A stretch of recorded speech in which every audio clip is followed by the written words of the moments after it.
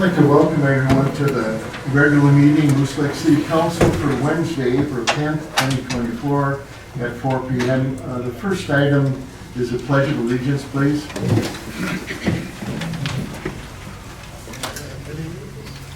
I pledge allegiance to the flag of the United States of America and to the republic for which it stands, one nation, under God, indivisible, with liberty and justice for all.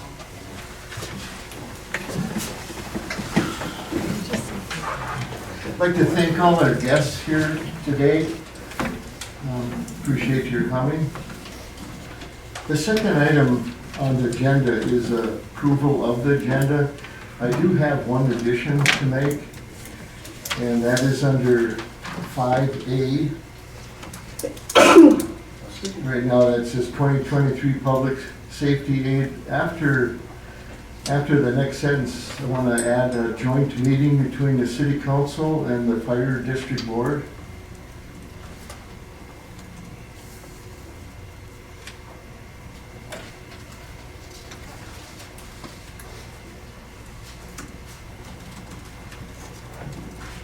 Does anyone have any other additions or changes, corrections to the agenda? Hearing none, do I have a motion to accept the agenda? Do I have a second? I'll second. All in favor, say aye. Aye. Opposed, say no. Motion carried. Moving on to number 2 of the consent agenda. We have 2A1, this is minutes for the regular city council meeting March 13th, 2024.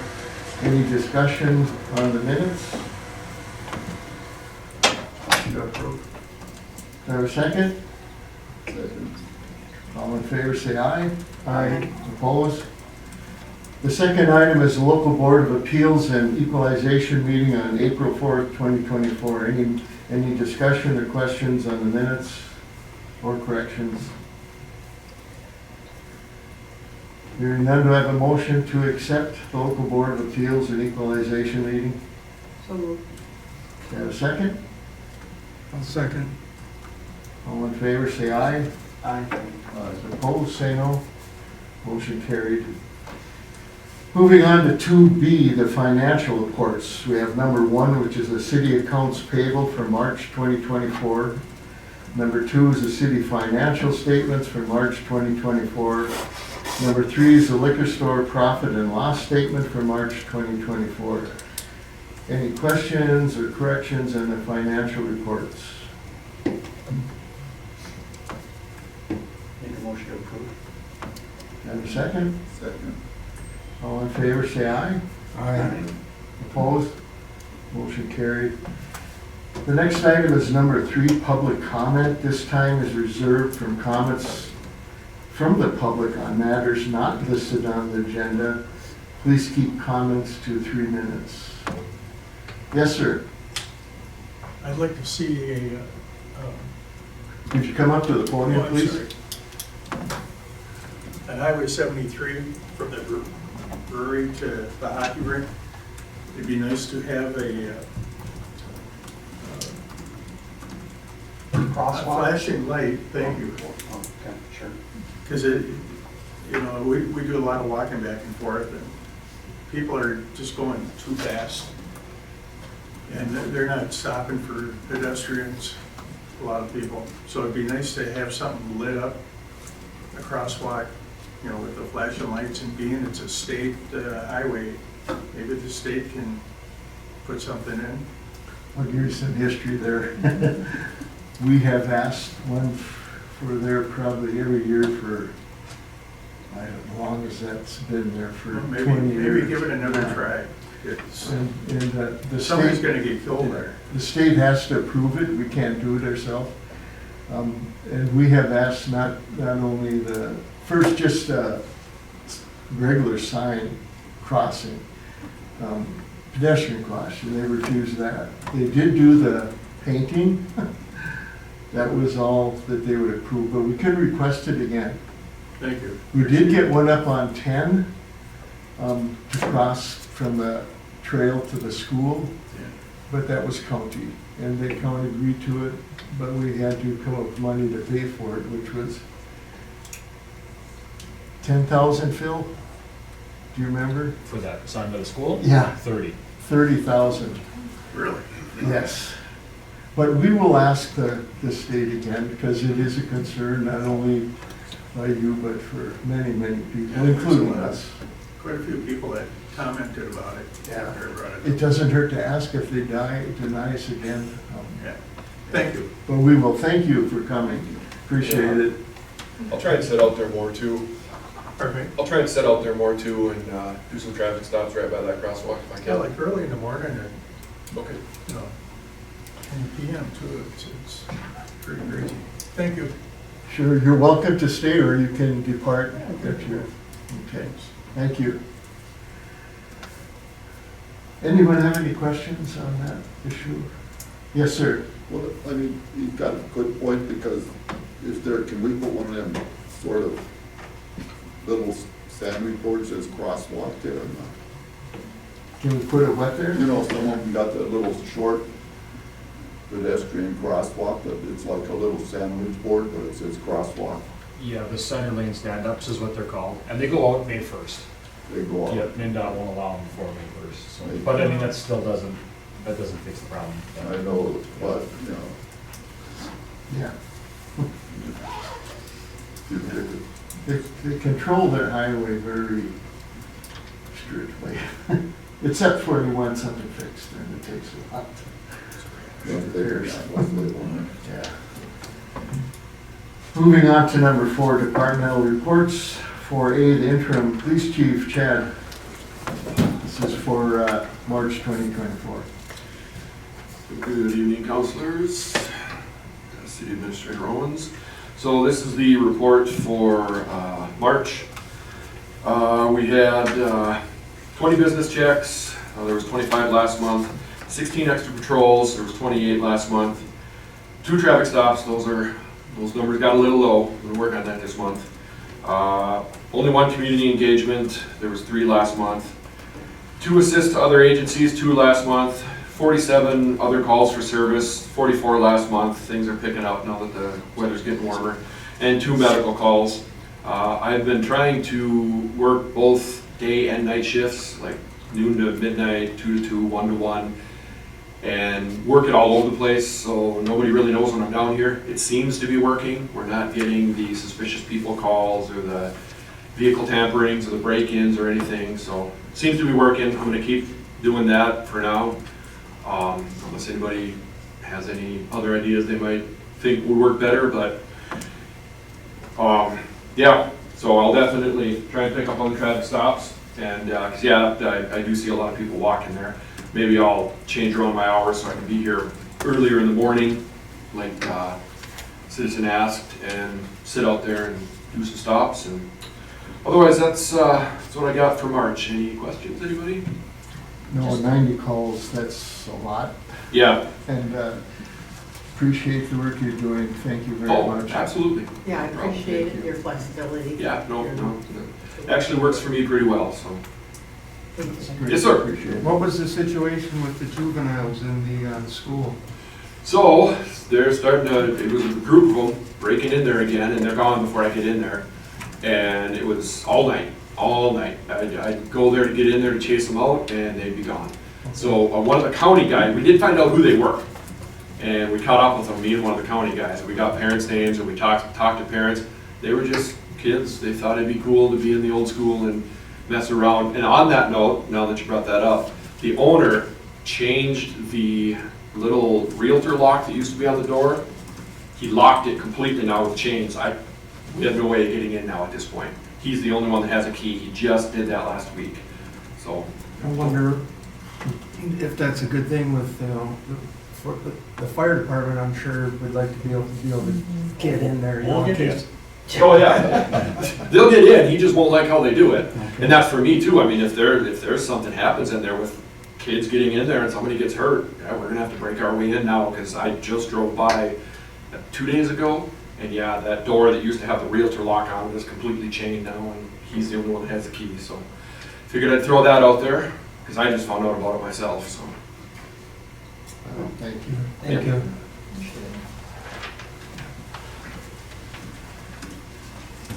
City Superintendent Phil Utner, Department Report for March 2024. Mr. Mayor, members of the council, Administrator Owens, a busy month here. We're starting to get going. A few maintenance odds and ends trying to get caught up quick. Well, essentially, we're trying to get going sooner than we really should be, but we're getting it done. We'll start with the water department. The water department distributed 6.1 million gallons of drinking water the month of March. Hydrant flushing will be happening next Monday through Wednesday. That is in the paper. It is on our website. Yeah, so there we go. Sewer department collection system collected 9.2 million gallons of wastewater in the month of March. We did have our spring discharge that was completed now. It was done this last month. Approximately 36 million gallons of wastewater discharge there. Everything turned out good as far as sampling requirements were met. PCA, we're all in good shape there. The flow meter for Windermere Sanitary Sewer District was calibrated today. So that is done. Street sweeping will be happening here in the next couple of weeks. We got a couple of things we're going to touch on later, and then road bans are going off on Friday, which means blacktop is starting, concrete starting. We're going to be switching gears here pretty quick. So look around, you can see there's some catch basins. Jim, we got your catch basin at the bar that's already saw cotton ready to go, so we'll be doing that next week. And about actually 10 or 12 of them through the town. So there was a lot of damage this last year. So other than that, any questions? Well, thanks, Phil. Appreciate it. Municipal Liquor Store Department Report in March 2024.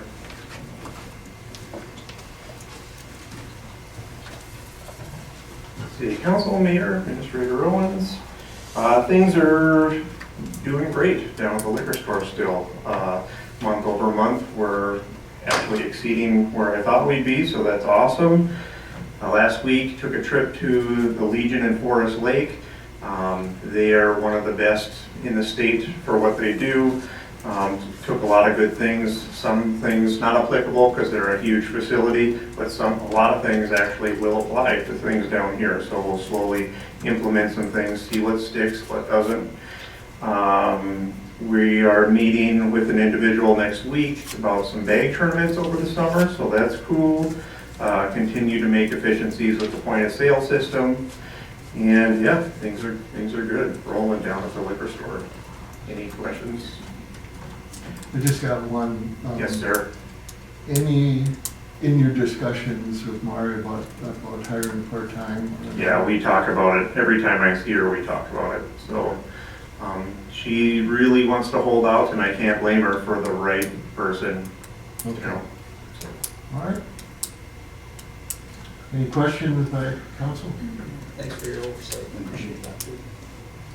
Thank you very much. I'll just stay for IT. figured- Just a quick IT update. It's tentatively scheduled next Thursday to do the big server switchover. I haven't sent anything out to the department heads yet, but I will. So there's potential for a little downtime in the morning on Friday next week, potentially. Hopefully we, crossed all those T's prior to, and there's, no overlap. So that's the big thing going on in IT right now. Okay, how will that affect, does it affect the motor vehicle at all? Yeah, everyone that's tied in to the system. So they'll be closed next Monday? Next Thursday into Friday. They'll do it overnight Thursday. Oh, gotcha. Right? And then we'll have everyone power up and make sure you test everything and what's going on Friday morning. And then they'll be around to make sure if something's not working, that we get it pointed to the right place. Does it affect the library also? Everything in the building? Yes, yep. Okay. All right. So the mindset is to have the project done off working hours, but of course, if there's any troubleshooting that needs to occur, it'll happen Friday morning. Correct. Very good. All right, thank you. And the library update? Laura? Hi, good evening, Mayor, members of the council, and city administrator.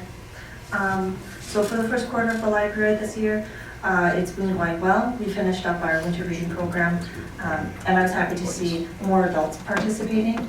So I'm going to aim to have some more programs that will draw in adults as well for the summer reading program. I've gotten some nice prizes from like the Lakeside Traders, so there will be things that they'd appreciate if they participate this summer. We had some fun programs, like we had Jeffrey Tibbetts. He was a program arranged by the Arrowhead Library System for a little bit about Ojibwe ceremony and carving soapstone rocks. And that was an amazing program. We had about 20 people come. It was very messy, but I think it was an amazing program. So we always appreciate all the programs that reach out to a lot of different people from the Arrowhead system. Let's see. The annual book sale is set for June 14th and 15th this summer. We will be again in the arena, and I've put out posters and stuff about having vendors and crafters apply so that we have them set up next to the book sale, drawing a lot more people. We did really well last year, and I've already got some people signed up, so it looks like we'll be having another good year for this annual book sale. If people do have books to donate, we are running out of space in our closet, so if they have smaller books, feel free to donate them to the library, but if someone has a whole ton of books, we ask them to hold off until we set up the book sale, so they could drop off directly at the arena on like the 11th, 12th, or 13th. All right. Our next program is April 16th with beautiful calligraphy. And then we start off our summer reading program directly after the book sale. So June 17th, we have a performing troupe coming to do a play on the 17th, early in the morning at 10, I believe. And then the following week on a Tuesday, we'll have Snake Discovery. So we're going to start off the summer reading program with a bang. It'll be great. And I'd like to thank all of the people, the businesses in the area that have helped support the library. We've gotten some support from like Moose Lake Theater, Subway, Moose Lake Florist, the Moose Lake Brewing Company. All of them have made some small contributions to the library, and they're helping us make the summer program great. Any questions? Oh, fantastic. Thank you very much. What time does the book sale start? The book sale, generally the hours are 9 to 3. Though, of course, on the Saturday, there's not many people after like 2 o'clock. So we will start kind of cleaning up at that point. But yeah, most of our people come in like early Friday to get the best books. Sure. Thank you. Thank you very much. Thank you so much. Appreciate it.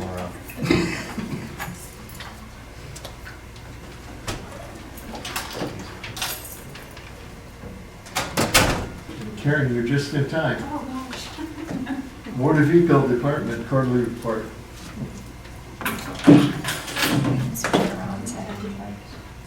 What's that?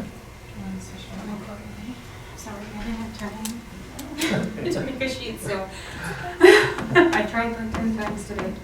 No luck. Quarterly, not really a whole lot to report. We very busy, of course, you can tell, but we're doing good with our driver's license. We've been crazy with DNR and Waterpet. Everybody's going crazy. It's spring. We're gonna have Blue Green Day this week. I was hoping to start it off tomorrow morning and do it Thursday, Friday. That means people try to promote organ donation, for people to put organ donation on their driver's license, and the state, they ask us to do that within our office, because that's where they get the sponsorship, you know, for the organs, and they have a speech for us, or a talk at every meeting when we go to St. Cloud, just to try to keep us asking people about the donor. What else was I gonna say? Any big changes to the programming coming up this year? Not really with the program. We've had so many unusual things, so we're learning, I mean, I feel like we learn something every day. Changes. All the time, yeah. It's a, yeah. I was on the phone with the state quite a bit yesterday, so. Did they ever get the Viking license We plate did, straightened we out? did. Yeah, we just got some more in the, yep, we just got some more. They look, the old ones look just fine. But I suppose they were paying for them, so they wanted them to be the right thing, so I'm sure it cost the state a little bit for that too, because they printed them wrong. Yeah, but we haven't sold one yet though. Oh, Just one at the very beginning, but we haven't sold them since we got them back in now. So our most popular plate is the blackout plate, so. sure. Yeah. But that, I really didn't have much to report other than our surcharges have been going crazy. I'm proud to announce that we've made over $6,000 in 3 months on that, on the surcharge, and then the miscellaneous things. So I don't know, I'm like, yay. So that's exciting for us, I guess. We're trying, and then we'll be talking more about the passport photo thing later. So, yeah. Okay. That's, Questions for the council? yeah. Great. Thank you. Thank you, Karen. Thank you, Karen. Yeah. Sorry to put you right on the spot as you're walking the door. Oh, I know.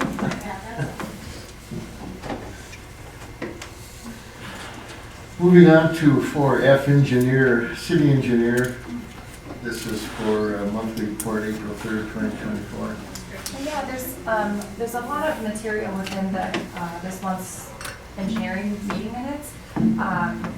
As always, if there's any questions, please feel free to ask. I will highlight a couple items. A few of them will be discussed later in the meeting further along in the agenda. But a few things I wanted to share. We did engage with Representative Dotseth regarding a meeting with the chair of the bonding committee. And so what we did is we essentially provided additional project information for some of the inflow and infiltration projects that were submitted previously. And so Representative Dotseth was committed to bringing those the need forward again and those discussions forward again. So we did engage with his office. In addition, we also heard from Senator Rarick's office regarding last year's project request, capital request. And so what Senator Rarick's office asked of the city is to provide updated project information. So last year, the application was for a $3 million lighting project. And the request this year received a 5% increase due to inflation.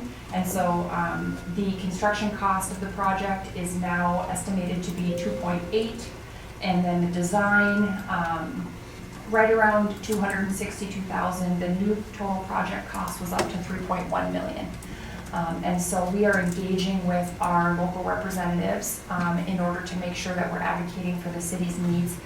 Both of these projects were related to massive lighting projects and to address the I&I issue for the city.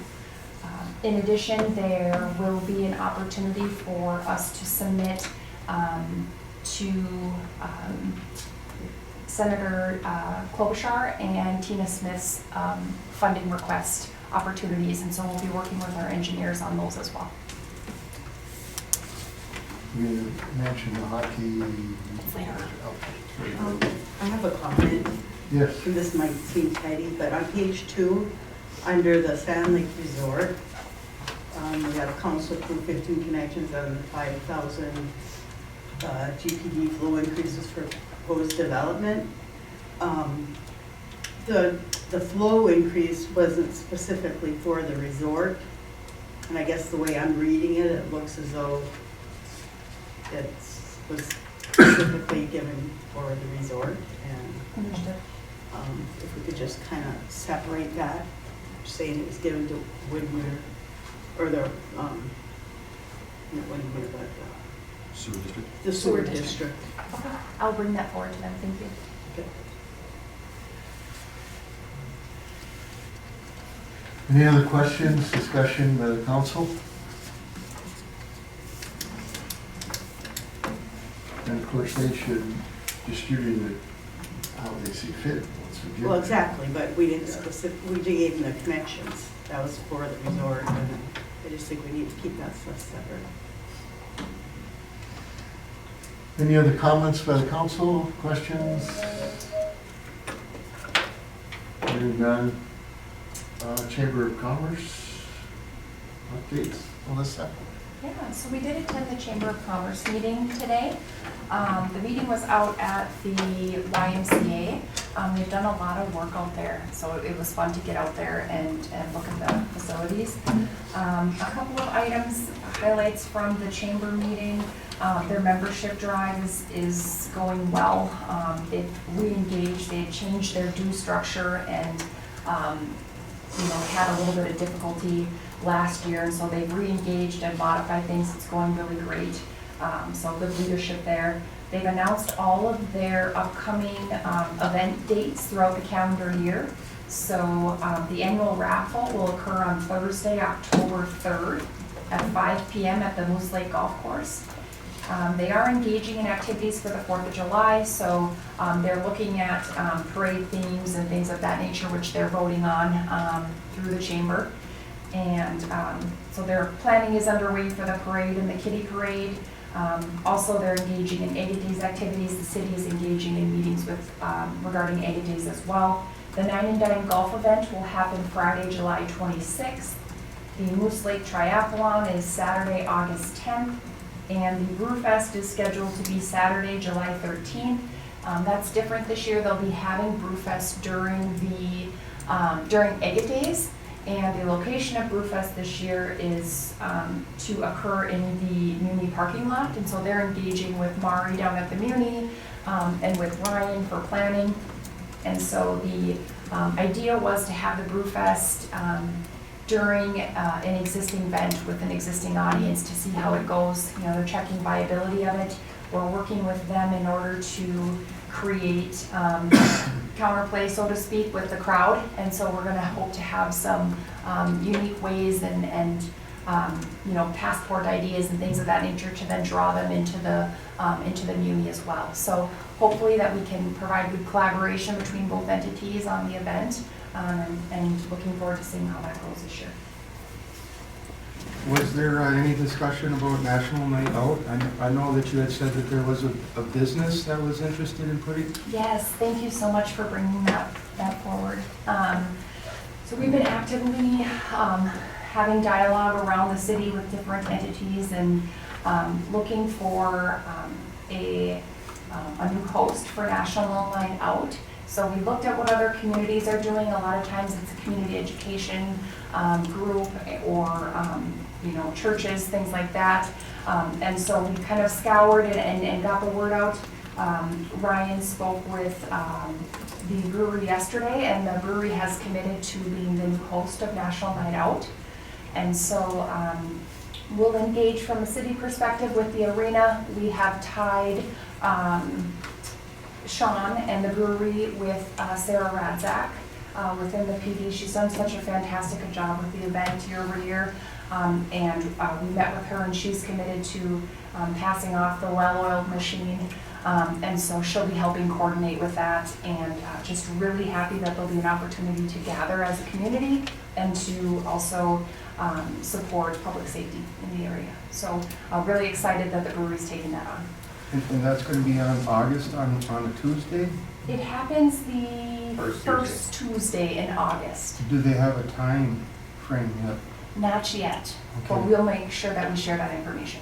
Because I had suggested, the theater did put on a free movie once, and that is still a possibility. Yes, I think excellent. it's always 4 to 7.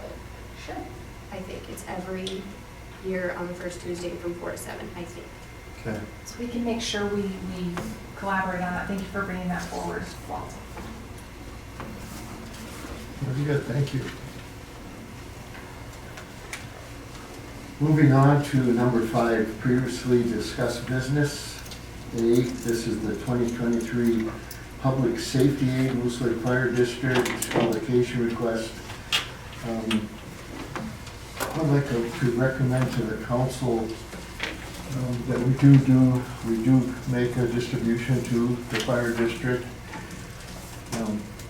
We designated $100,000 to go to the police department in the process of funding it and for negotiations, which leaves a little over $13,000 that can be moved to the fire district. I'd like to recommend that that be done. Maybe Alyssa, you could give the exact dollar amount. I can share that the total amount allocated to the city was $113,905. Mayor Shaw's recommendation leaves $13,905. I did include in the packet some correspondence that I've had with a board member from the fire district regarding training materials. So I wanted the council to have visibility to what their request was. I did get some additional information too.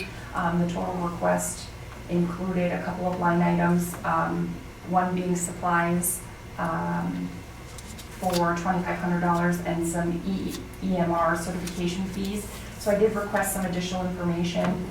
The $2,500 was to cover items such as shipping, storage cases, promotional costs, things of that nature. And then the EMR fees are to recertify the EMR and train and certify 2 or 3 more firefighters to be EMRs. So that would provide a little bit more clarity as to those 2 particular line items. The total cost from the request that's included in the packet was $16,111.90. Thank you. Council?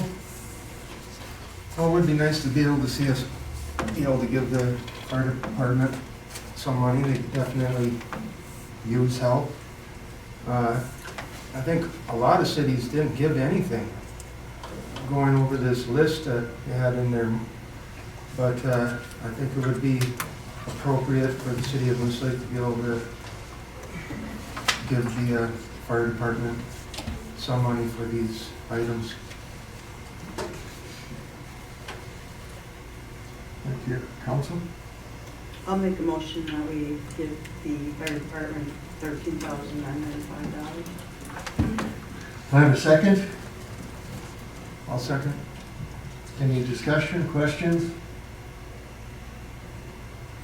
All in favor say aye. Aye. Opposed? Motion carried. Thank you. The second item under A is a joint meeting. I would like to request a joint meeting between the Moose Lake City Council and the fire department. We have some deadlines. Within the next 2 weeks, we need to have some things in place concerning contract with the county. Things did not move well last night at that meeting. So I would like to call a joint meeting between the two, us as a governing body, one of the governing bodies of the district, and also the district board. And to me, you could reach out to the township to see if they want to be part of that also. We may have some items they want to talk to the district also, or clarification. So council, like to have consensus? Yes. That's fine. All right. City administrator, if you could reach out to the fire district board about trying to set that up within the next 2 weeks, and I think a courtesy call to the township, because they may want to be part of that also. Sure. Thank you. Moving on to new business.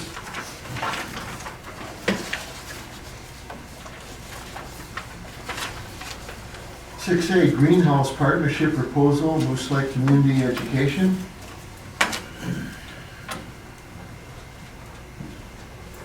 Good evening, everyone. City Councilors, Mayor, Administrator Owens. My idea to purchase a greenhouse started last year when I was trying to keep plants alive after purchasing them. In order to get the plants that we need to beautify the city, either the ones that are in pots or the ones that we use as bedding plants, and trying to keep the purchases in the community, they have to be bought pretty much the first week in May. And as everybody knows, the weather does not cooperate typically. So we wind up having to try to keep those plants alive. Initially, we had worked out a agreement with Lana Newman from her flower shop at the greenhouse there, that we would store what we had purchased for the city inside the greenhouse. And we realized very quickly that was not going to work because people steal the plants that have been set aside for the city. And if they barricade them in so that the people can't take the plants out of the area, then the plants get neglected and are really not very viable by the time we can get access to them. So what Clarissa and I were doing, we're keeping all the plants in the shop and then moving them in and out, and that includes even on the weekends so that they could get sun and so forth. So not a very efficient way to use time, not a very good thing to do with the flowers. So I started talking about a greenhouse. I mentioned it to my supervisor and a couple people on the council, and started trying to get my ducks together and get some pricing and stuff like that. Long story short, this spring when I was teaching a Kids Plus class at the school, I was speaking with Vicki Radzak and told her about my desire for the city to purchase a greenhouse. And then she said that with her money that she gets her some grants, we could probably go in and collaborate and split the costs. Use it for the school community as well as my use for the city and the things that we can do to collaborate with the kids, their science classes there, be able to use it as a classroom setting and so forth. So I really like the idea about us collaborating. I think that it started off as an 8x8 greenhouse, and we have since figured out that a greenhouse probably 8 foot by 16 foot would be the best for us, size-wise. And it would be stored at the school, next to the community gardens, and if approved, obviously attached to the fence. There's water access there, and we think that would be a good, safe place to have it, because initially we was gonna request that it be by the campground. From a city perspective, I believe that I can start more plants in the greenhouse and also maintain the health of the plants that we do purchase. And I see this, although I don't have hard numbers, I see this being as a money saver over the next couple of years, to the point where we can actually pay off our portion of the greenhouse. And I can also use it for growing divisions and just some other things. I know I'll be able to figure out more ways for us to be able to utilize that in the future as we get into it, because I've never had a greenhouse before, so it would be a learning experience for me as well. So, any questions for me? So we're looking at for the city to dedicate $1,599.50? Correct. Okay, so we're looking at a motion, Alyssa? I'm sorry? Can I ask you a question? Yes. Sure. This picture, is it these hybrid, or is it just the plastic that goes over and? It's got the hard plexiglass. Okay, so you're not gonna be having to take it down? No. Oh, No. Yeah. Are you able to secure the building then? Because you're gonna be having expensive things inside of that. Correct. Is it lockable? It will be lockable, for sure. I've talked to Superintendent Hefner, and we've talked about different ways that we could secure it to the ground. It will either be on a board floor, or it will be on gravel. And it'll be so close to the fence, we'll literally be able to connect it to the fence. So that'll make it more secure for wind and stuff like that. I've also talked a couple different times to the manufacturers, and they've got a pretty decent warranty for it, and have some recommendations about what you can do to make it last even longer. It's got a 5-year warranty on it, which I think is pretty typical for any greenhouse. But you can seal the panels down with some different materials, and it seems like they, according to the reviews and what they've said, they have a pretty good review with the snow load, and it's a steep enough pitch roof that most of that stuff is going to come off anyway. We've also had internal dialogue with Renee and Superintendent Edner as well regarding utilizing monies from the existing gardening budget. And so Renee was willing to work within the constructs of her current budget in order to accommodate this request.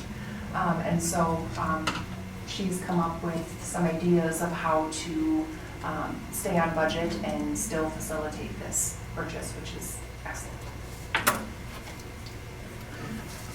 Okay, sounds good. Council, Make a motion to approve. do I have a second? I'll second. Any other discussion? All in favor, say aye. Aye. Opposed? Motion carried. Thank you, Renee. Thank you. Good luck with the efforts with this. Thank you. Moving on to 6B, community pantry discussion. Holly. Yes, good afternoon. I'm here as a representative of the Tarleton County Master Gardeners. And one of the projects that several of us here in Moose Lake would like to take on is called a little free food pantry. And if you think of a free food pantry, it's similar to a free library that you see in people's yards. Only this one would have food rather than books. And we are still in the planning stages and trying to decide on a location. We do have one of our members who is happy to put it in his front yard, but then the idea of putting it down by the farmer's market was suggested. And we haven't really determined yet where the best spot would be, but if we would like to do that, I believe we would like to have this approval of the city council. And so I know, Alyssa, you've had some conversations. Thank you, Polly. So when Polly approached the city with this idea, did a little legwork just from a city perspective to make sure that it was feasible from our end. So a couple of conversations were had, did have dialogue with the farmers market, and they had no issue with it being down by within Generations Park. Came up with a couple of location placements, working with Superintendent Edner regarding, all things considered for public works. So location, we come up with 2 ideas which are included in the map and in the packet. Well understood that the city would not have engagement or be monitoring the pantry or have participation in any of those activities moving forward. It would be just that it would be placed on city property. I did have dialogue with a professional in the food industry and just had discussion regarding is there any liability for the city with having it there. The conversations were had that a lot of the canned goods that go in those community pantries are sealed. And so from a containment standpoint, there's not really a concern with that. It would be pretty evident to see if something had been tampered with. In addition, the fresh produce items that could go in there from overflow from gardens, that the mindset is that when you're eating fresh fruits and vegetables, you're washing them anyways. And so they recommended that just a little sign be posted next to the pantry with verbiage that the pantry may contain products from an unapproved source, use your best judgment when consuming, and that there's really not much liability from a city perspective, if any at all, regarding having it on city property. So did our homework on our end, talked to relevant parties as much as we could, and we didn't come up with any issues from a city perspective. How big of a building is this? Oh, it's not going to be a big building. Think of what the little free libraries look like, and it would be something on that order, and one of our members has agreed to build such a thing. For the first year, we would like to just have the master gardeners putting the food in there because we're always thinking of our excess produce that people grow. And of course, you can always put canned goods in there. A lot of these pantries have hygiene items or paper products. And there's 4 of us on this particular committee, and we will monitor it on a regular basis and make sure it's in good condition and put the food in there. And there is actually an act called the Bill Emerson Good Samaritan Food Donation Act, and that the states are required to adopt that, and it protects those who donate food and donate it in good faith, and protects them from civil or criminal liability in case the food should cause harm to anybody at a later date. So there shouldn't be any issues of liability. So it's kind of a standalone, and there won't be anybody there. You put stuff in, people could just come in and help themselves and eat it and leave. Okay. Yeah. That was my question. Yeah. Is it be open 24 hours a day? You just- Open 24 hours. And About how big of, I don't know, to start with, maybe about the size of this podium here. Not very big, really, to start, and we'll see how it goes the first year, and, it'd be nice if we could expand it to have other locations in the city. Kind of community citizens helping other community citizens, and it's nice for a small town to be able to do that. Are we looking for consensus, or are you looking for a motion? Just consensus. Still have a question. Yes, sir. Are there gonna be months of service? Because 40 below and snowbanks, you're not gonna be having Well- people going grabbing frozen cans of food. We obviously wouldn't want to put things in there in the winter that would freeze. So you just and- change it up? Yeah, I think so. And in the winter, rather than food, you could always do paper products or Sure. hygiene items, that sort of thing. So that's why we monitor it on a regular basis. So, Consensus? Yes. fabulous idea. Get consensus, thank you very much. all right, Say go. thank you so much.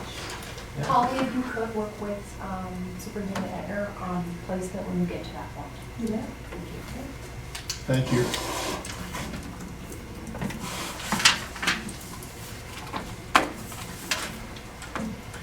Moving on to 6C, passport camera system discussion.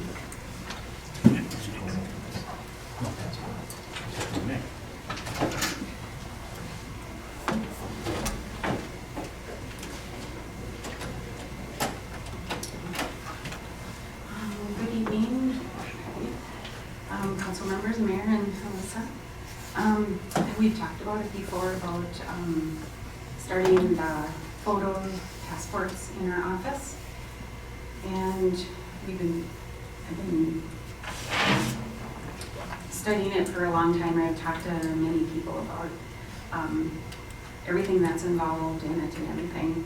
And I had a company that I talked to the Duluth office, and he goes through the same company. I tried to contact another company to see if I could get another quote, and the lady that answered said, "I'll have Jeff call you," and I'm like, "What's the chances it's the same guy?" It was the same guy. It's they're the only manufacturer of the passport photo. So, and when I talked to the Duluth office, he was very pleased with this company. The passport, we would not be able to do the full passport process. And the reason is because we do driver's license in our office, and back in 2019 or 20, they did away with DMVs doing, if you do a driver's license, that employee cannot do the passport or vice versa. It's, we explained it, it creates unlawful conduct, especially by a public official, it says. So they stopped that process.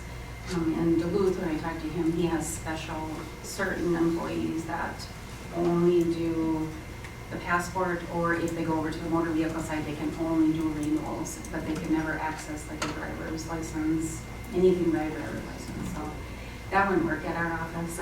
We don't have enough employees and with verifications and stuff like that. So we're just trying to get the photo part of it, and which would bring us $15 per photo. And I feel like the cost is, we'd have to pay for the paper and all that up front, but it's like 300 pictures, and the cost us is pretty minimal. And then just the books that they go in to keep them safe and clean so they can go on the passport. The two quotes I gave, they're exactly the same. The only difference is the screen. One is a retractable screen that would hang on the wall, and the other one is a pre-lit screen.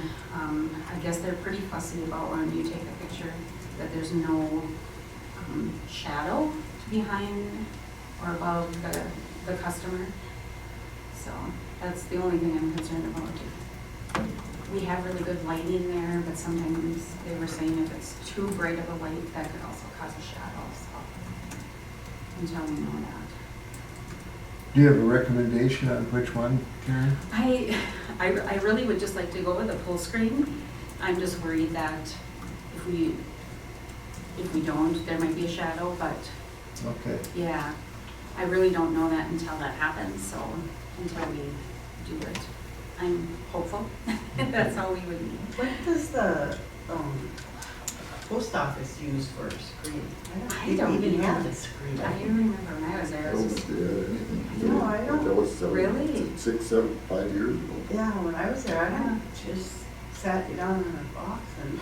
really? You know, we had I don't ours recall there was a- redone. What? We had ours redone this last Yeah.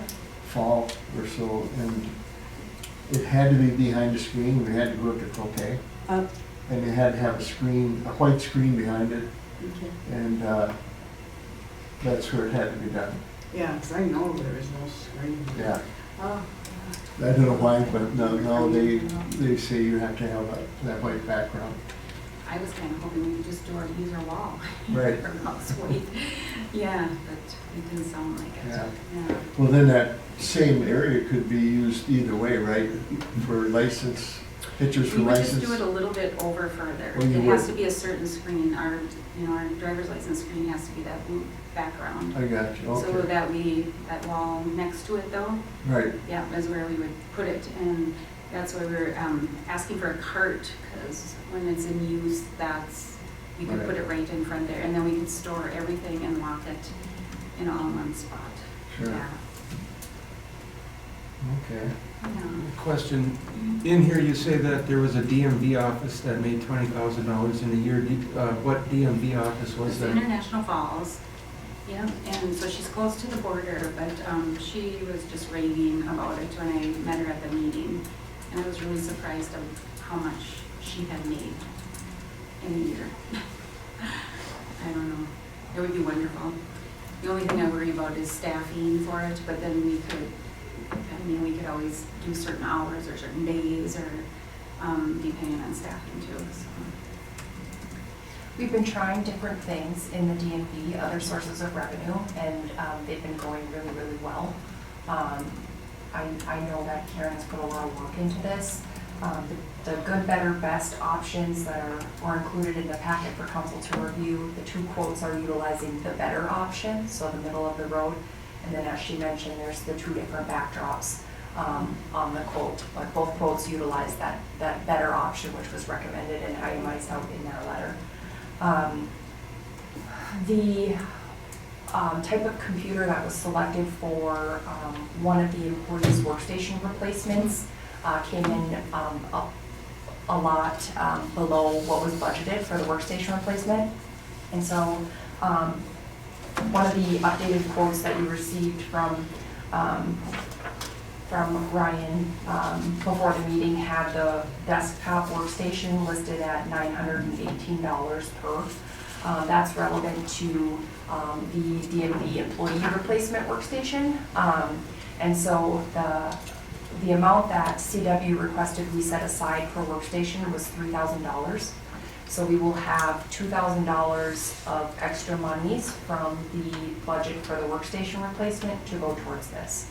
Now, as you look at that quote, depending upon the type of workstations, the cost is different. So this happens to be one where we will have $2,000 left over after that workstation is replaced that we could utilize towards this opportunity.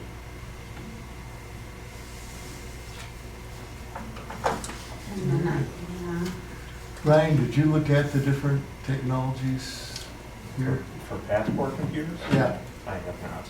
Or, I mean, the equipment at all, the two different carts? Just curious. Nope, I have not. Okay. I've tried to Okay. search, yeah. And then if I find one that looks suitable, I can never go back to find it. So I don't know if there's like small supply or what, because then I'll go back to the same company and with the same code, and it's not there. So even though we chose those ones in the back, they may not be there the next time we look. Does International Falls do the full passport or just No, the? they just did photos. Yeah, if we could have did the full passport, we would, they're like $35, and so we would have made $50 for each passport. Karen, are you aware if the post office is still offering that service? They aren't, as far as I know, and it's not for a while, I don't think. I think it's their staffing too. Maybe short staff. Correct, so there really is a need in the community for that service in general, which is something we've talked about internally, which could be met, and then have an additional line of revenue for the mortgage. I like you're thinking outside the box, and it really shows that you're looking for things that will bring in revenue and more services to the community. And yeah, we're trying. Yeah, thank you for that. So as council, I guess, we will be voting on the expenditure. So there's two companies to me that you recommend? No, there's just one. Just the There's one? only one company that manufactures that system. Okay, Yeah, there's some under different names, but they're all the same company. Yeah. It's another, and the guy that I've been talking to is from Minneapolis, and he services the areas that do that okay. up here. And when I talked to Duluth, he said he wouldn't go with anybody else. They're very good. Like if we ever have any problems or issues, he's excellent at helping out with getting them resolved. So the full setup that would be needed, the amount needed, is that the $24,92.82? That does not include the cabinet. That's the only thing. The cabinet isn't included in that. If So we put would it- be making a motion on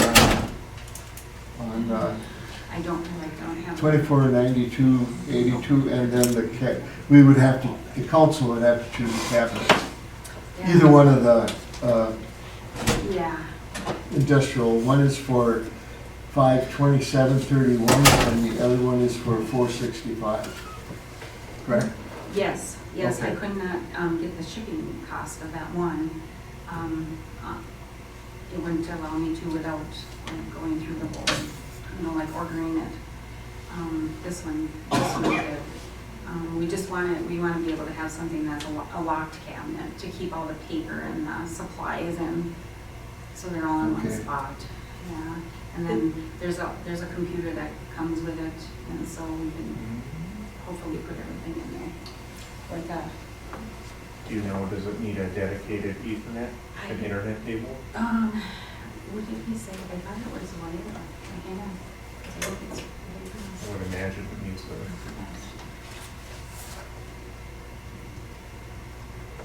It could be a small additional cost. I is thought guess it is what I'm was- getting Looks like at. it's a tablet. I think it's wireless. Well, if it's that smaller thing, that's within the realm of the list of, authorized, that kind of stuff.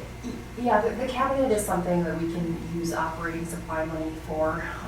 It's just more or less wanting to be transparent about where the workstation was coming in, the ideas for how to fit this in the budget, and the dialogue with council about offering that service in the community.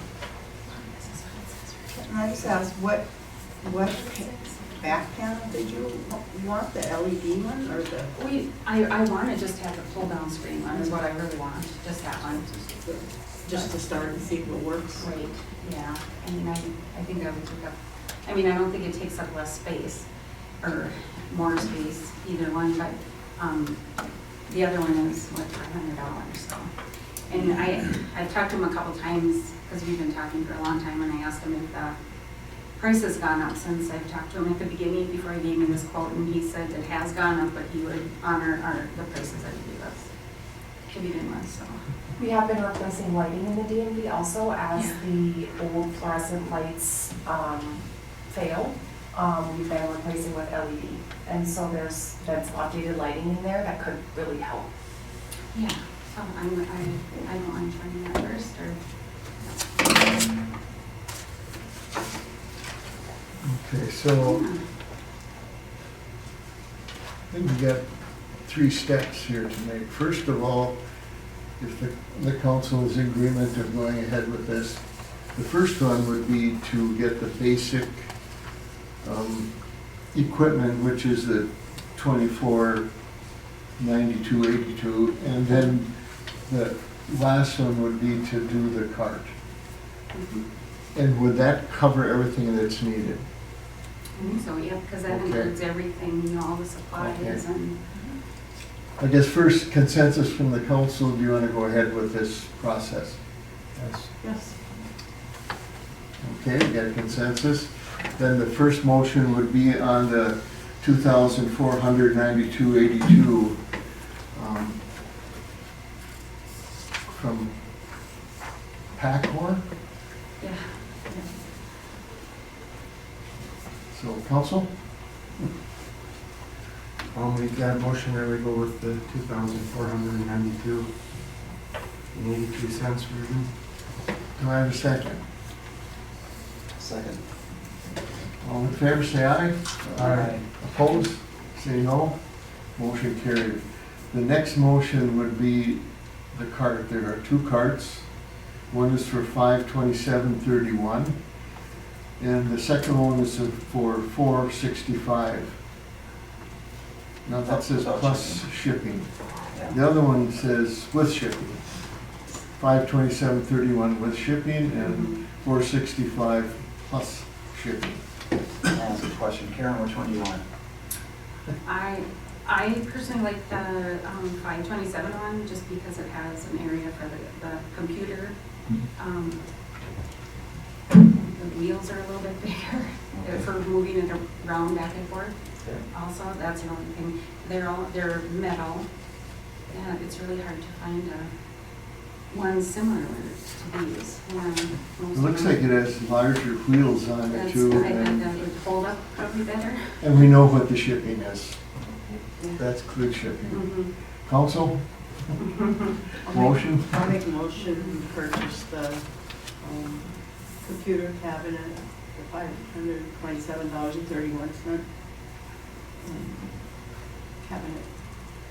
Do I have a second? Second. All in favor, say aye. Aye. Opposed? Motion carried. Anything else, Karen? No, that's Okay. it. Yeah, Thank you very much. Thanks for Thank looking you. into Thank that. you. Moving on to 6D, the City of Moose Lake Personnel Policy Discussion.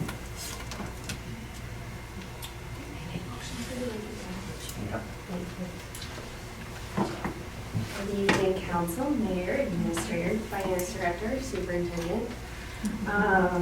So we started working on, this is too loud. We started working on the personnel policy last year. It hadn't been updated since I think 2012.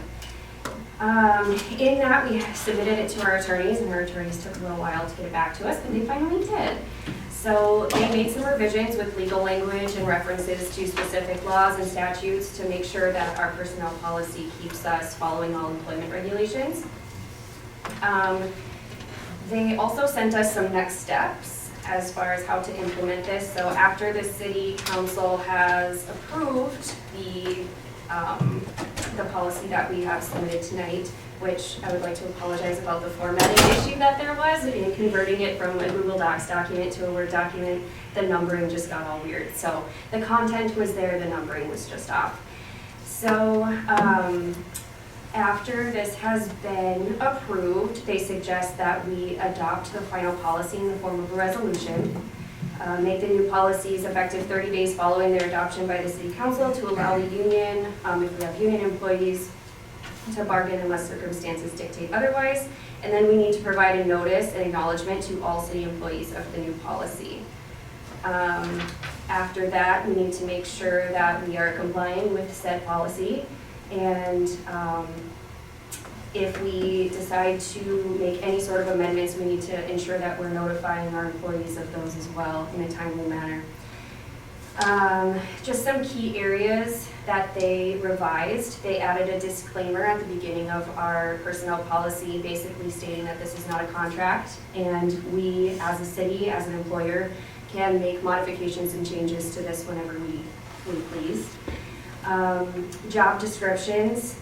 Those I just wanted to highlight because that's something that we have been working on, updating and reviewing job descriptions for all employees. That's something that we should be doing as a city and is outlined in the personnel policy. Every employee should have a clear description of the job they were hired to do. There is a section in the personnel policy on tuition reimbursement. Now, this is a very specific case. However, they did want us to outline a cap for that tuition reimbursement. So I don't know if that's something we want to discuss tonight or at a further date. We'll just need to add that in there. A cap on how much tuition the city would be willing to reimburse any employee that was seeking that. The paid holidays are outlined in there. I have started to make a habit of sending out each year what paid holidays and what day we're observing them, because it outlines, if it falls on a Saturday, we observe it on a Friday. If it falls on a Sunday, we observe it on a Monday, that sort of thing. We added bereavement leave, and the attorneys have added other types of leave in there that we are required to provide to our employees. That I believe is in section 7 if you'd like to review those. The code of conduct is included in this policy. We don't have a separate code of conduct that is included in here, as well as outlining discipline procedures. They also called out the Minnesota Government Data Practices Act. So there's a lot of information that we cannot share about our employees, and I know that in the public official setting that we're in, we get a lot of pressure to share certain things, but there's a lot that is protected, and we need to make sure that all employees know what is protected and what cannot be shared. Electronic media use. This is separate from our social media policy. So this is don't use your work computer to promote your personal business, that sort of thing. It does not cover your conduct when using city social media accounts. And then city driving. This was a new thing in there. Even if you're not driving a city vehicle, if you are on city business in your personal vehicle, you need to be conducting yourself in a cautious manner and wearing your seatbelt. That's the second time you've called me out. That's his guilty face. So yeah, there's a lot of it is very self-explanatory. A lot of the concepts that were in the original policy remain in there, but the attorneys made sure that it was in there in a way that is stated to protect us legally and make sure that we're following all regulations. So the only thing to discuss at this time is a tuition reimbursement. So when is that available for review for all of us? I believe you were provided it in your packet. Yeah, 70-some pages. Yeah, so, I mean, it's gonna take you a little while to read through it. If we wanna table it and approve it next month, we absolutely can. I think we have to. Sure. We should, that would be a normal process, a full review. So what was included in the original email was the red line version from the attorneys, but then a clear document out in Word format. And Taylor mentioned there was just some numbering formatting issues in converting from what the attorneys provided. So we have since, Taylor has since cleaned that up, so I can send out a Word copy that's clean reading, and then you also have the red line version that you're thumbing through what has changed from the previous policy to the new. So I can send out a fresh email. I will attach both those documents, and then any questions between now and next council meeting, please feel free to reach out.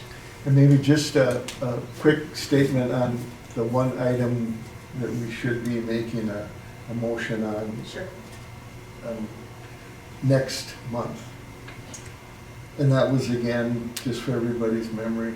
The tuition reimbursement cap. Okay. Have And- you checked in other places to see what kind of the standard, or what is like a class, how much does a class have to U of M? Ooh, that's a good question. So I know that there are a lot of private companies that offer tuition reimbursement, but that would obviously be in a dollar figure that's a lot higher than, a city or a government body. So I'm not sure how much information there will be out there as far as government bodies reimbursing tuition, but it would definitely depend on what classes are out there. I know a lot of community colleges don't offer classes in public administration, so you would probably be looking at universities that are a little costlier. That's just my 2 cents. Is that section mandated? I mean, It's there's been things that there. I read that all today, and I'm like, we just had some major discussion about the police department, and now I'm seeing these things that are being, I don't know if these are mandated or what, but it's. I don't think creates some it's. angst there. Yeah, I don't think it's necessarily mandated. It was just in the policy prior that if requested, council can consider reimbursing for tuition for certain positions or certain classes that council wants extra training for. So I think that when the city attorneys reviewed the policy, they highlighted that if the city's gonna continue to have that in there, and it's been in there, that the council cap it, which was the dialogue, and that'll be within the review as well. Yeah, I read that, and that was one of the questions I had as well, and I know that you caught that with the University of Minnesota, and I'm thinking, well, that's a lot of money.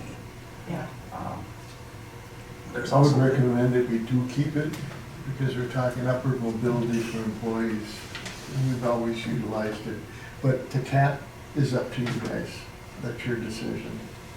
But I would suggest that we keep that.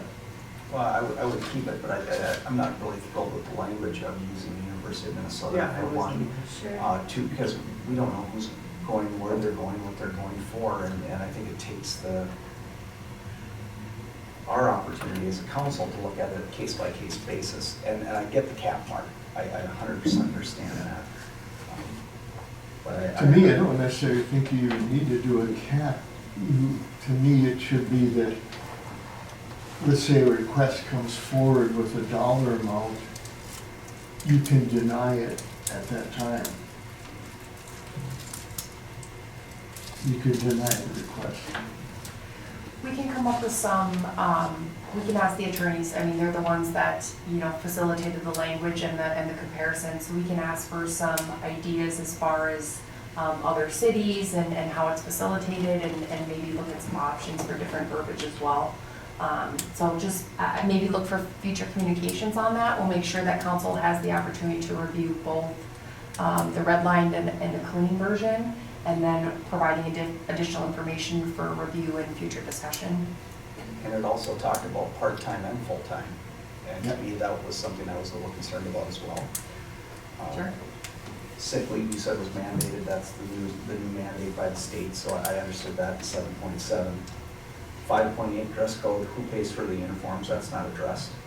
We don't have anybody talking about uniforms, and there is something that talks about public works, but I think that could be something that we might not need to address, but I caught my eye. And then it talks under 410 about layoffs, and that language should actually read something, there should be a caveat in there of not under contract, because you're certainly not gonna lay off a person that's under contract, because what are you getting out of that unless it's a disciplinary action? So those are the ones that I read through today.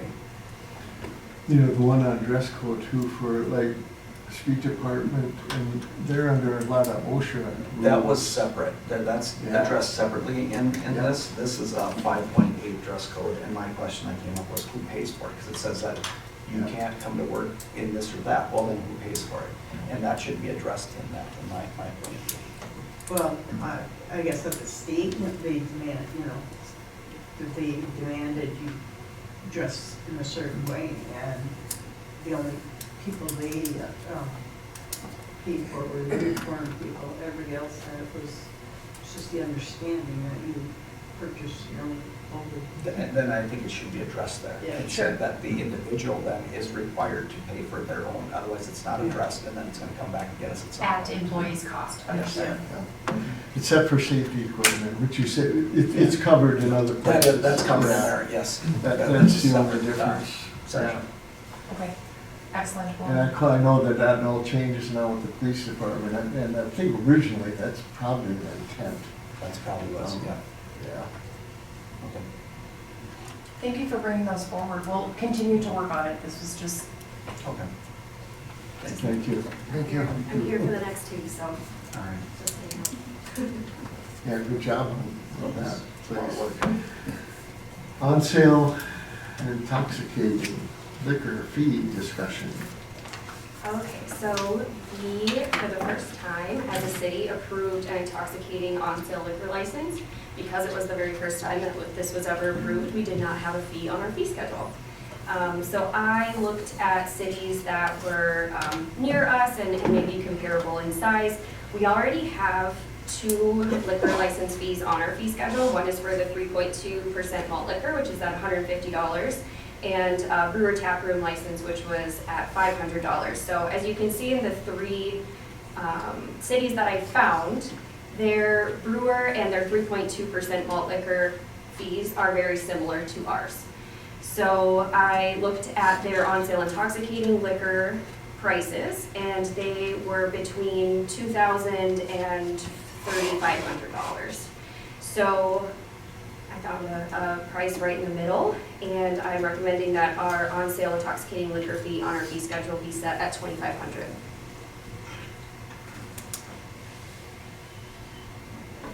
Council?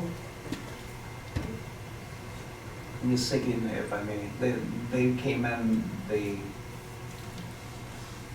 are getting the license, they didn't know about this fee. Is there anything that we're doing something retroactive that? I think we already voted and approved it. We did, but now we're voting to put a fee on it. Right, well, to me, we've already approved it, and I don't see how we can go back and charge something. Yeah, that's what I'm saying, and then Right. is this like, if it's approved every year, now next year there would be a fee associated with it? Then it's different. That's what I'm just kind of trying to lay out that picture for everyone, what does that look like? Right. Once you approve this as a council, then each year, or if it's different than annually, whenever that comes up, then the fee would be charged. Perfect. correct, Yes. it is an annual fee. Do they ask if there's any fee associated with it? So it's understood that there's a fee. Now, what that fee is was not outlined to them. It's understood across the board that there's a fee to the city for the liquor license. It's just what that fee was. I could refer to our brewer taproom fee or a 3.2 malt liquor fee, but those aren't specific to an on-sale intoxicating liquor fee. So we didn't have a specific fee on our schedule for that specific license, but we do have fees for liquor licenses on our schedule. I just didn't know if Possibly, they yeah. were under the understanding when they applied for it, there would be some sort of fee. They were under the understanding, and we That had there would dialogue be a fee, about yes. the fee. There also is the opportunity to potentially prorate. So you could prorate this one, you know, in the first year. That's an option as well. Whatever council wants. Because we're already a quarter of the way through. Correct. I think it'd be only fair to do what the tap room fee is, and then make it, let them be understood that next year that it's going to be. That would be what my suggestion would be.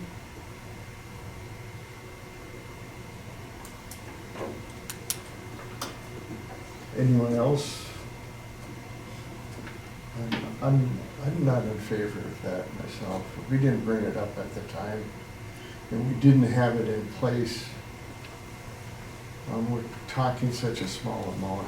I could see the next year, if they're even gonna open, I don't see any activity over there. I would They're say, waiting on their license, which they can't get until we approve a fee. So, to approve what? the fee and sign off on it. So we have to determine if it's going to be zero fee or if there's going to be a fee. And then we'll sign it and then they'll get their license tomorrow. I think we already voted on giving it to them. There's a certificate that they have to post Correct. that we haven't, Yeah, but to me, what Certainly. happened is we voted on it, and we didn't have this fee set up at the time. So during the vote that passed, that gave them the license, this was not, to me, part of that decision. We did not vote with that fee in place, or stating it to them.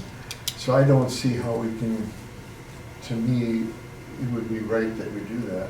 I do see it coming the next year though, when it's there again.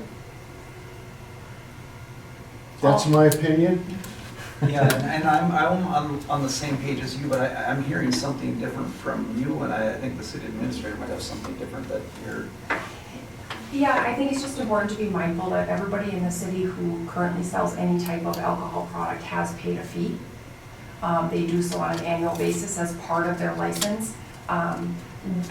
As staff, we have been communicating with the owners, and they're under the impression that there will be a fee associated. They're well aware.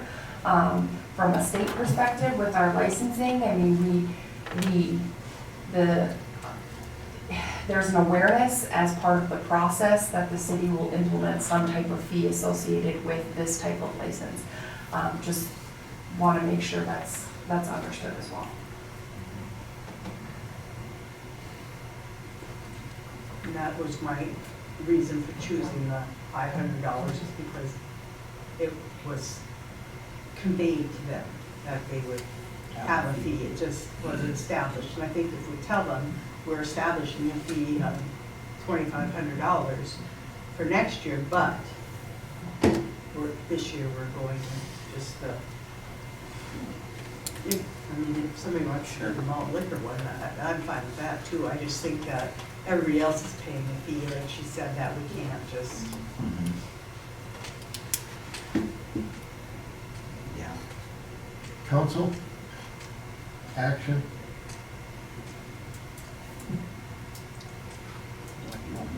I'll make a motion that we, okay, so do you want to set how do you want this motion to be? Do you want the on-sale liquor fee of $2,500 and a separate motion for what we're gonna charge the, for this year. Yeah, there's two different motions here. One is to accept the recommendation about the how would you say it, intoxicated liquor fee, and then another one would be for the business. okay. Well, I'll make a motion that we set our on-sale intoxicated liquor fee at $2,500. Before, did you call second? Yeah. Greg, did you have a question? Well, am I understanding that the actual fees is not gonna start until January 1st of next year? Is this what? These fees, This, what? that fee. But if we handed out another, oh yeah. We can, because restaurants don't count against the, So this is the fee that we haven't had. correct, So, brand new. you know, yeah, we're now setting the stage for Correct. anytime we have like this on. Correct. Did that answer your question, Matt? Okay. So we have a motion and a second. All in favor, say aye. Aye. Opposed? Motion carried. The second one is the fee for the I'm not the sure last the name of that. business that we gave a license The to. Moose, Yeah, LLJ. L what? LLJ, LLJ. yes. I'll make a motion that we implement, for this year only, the on-sale intoxicating liquor fee of $500 to LLJ restaurant, Mexican restaurant. Great job. I'll second that. Any further discussion? All in favor, say aye. Aye. Opposed? Motion carried. Thank you very much. Do you have the next one too? She does. One more. Okay, then we're on to F, MSOP, Moose Lake Healthcare Facility Voting Guidelines, Election Judge Discussion.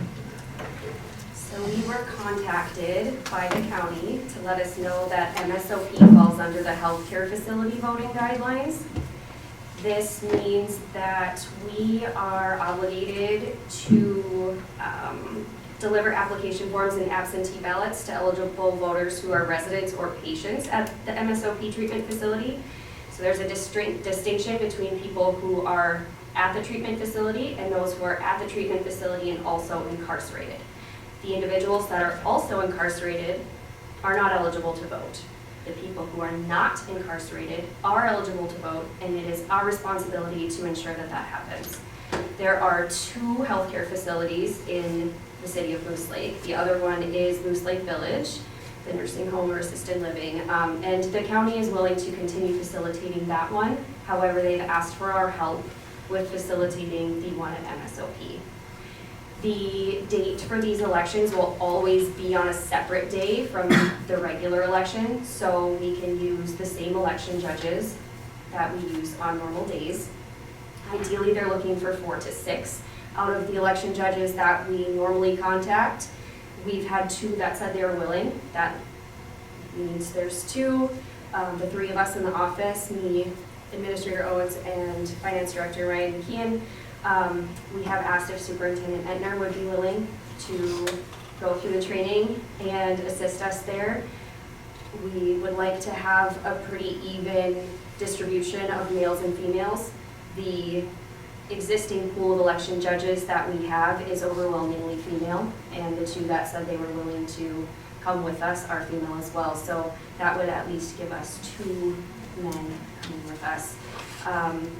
There are other procedures that go into that. I believe, let's see if they outline it in here. You have to, you have to provide a driver's license prior to your visit. They take your phone. They're not allowed past the reception area. So it is a little bit different of a dynamic than a normal polling place situation. Yeah, so that's, we're obligated by state statute to facilitate this. The county has brought that to our attention, and we are doing our best to accommodate that. I do have a question. When you were talking about the difference between a client and then a client that's incarcerated, are you talking about a client that still has DOC time, that if they had bad behavior, they'd be sent back? Or are you talking about, obviously, the ones that, clients that have, or would be over in DOC? I guess I'm not, I can read you the distinguishing language here. It says, note that the opinion does not distinguish between the treatment facilities and those who, while receiving MSOP treatment, are inmates at MCF Moose Lake. This population is still incarcerated and not eligible to vote, and therefore not eligible to be visited by the election judges. So that's the specific language we have in there. I don't know anything more. Because there are people there that have DOC time payment that I'm just wondering. It sounded to me like it was a pretty smooth process. It wasn't as chaotic as a normal polling place when, you know, people can come at any time of the day. You're open from 7 a.m. to 8 p.m. We would have a specific time that we would show up there and they would shuffle people through in groups. So it was a little more controlled, and it would be a little more efficient than people just showing up whenever they have time. So as of right now, the tentative date for the August primary is July 30th or August 6th from 9 to 4. So it would be during the regular workday as well. This is kind of just for your information. We wanted to make sure that we were providing visibility into what was being asked of the city. The county had asked for 6. They were asking for predominantly male election judges, and we don't have that to provide unless we're utilizing city staff. So that is one of the ways that we are going to be able to help facilitate that request. They did also indicate that they are willing to, for this year or at least for the primary, help. So some county election judges will be there to help us facilitate at least for this first one. It's possible moving forward we will need more than 6. Because right now we're going to provide 6. It's possible that we'll have to bring in more people, and we'll continue to work on that. But this will be a transition year and we'll learn a lot in the process. And it's going to be a presidential year, so that's super fun. It landed in our lap on the busiest session Year possible. Yeah. Thanks for the information. So if anyone here wants to volunteer, and We are take taking applications. Yes. be aware. And anyone in the crowd. Thank you. Moving on to 6G, Gartner Refrigeration Company, long-range summary for HVAC improvements. Yeah, this is a capital item. I had quotes, I don't know, last year sometime, tried to get them both updated again. This is to control better the heating and cooling down at the Muni. I guess my recommendation would be to go with Gardner. They have experience with the municipal liquor store. They gave a pretty comprehensive plan.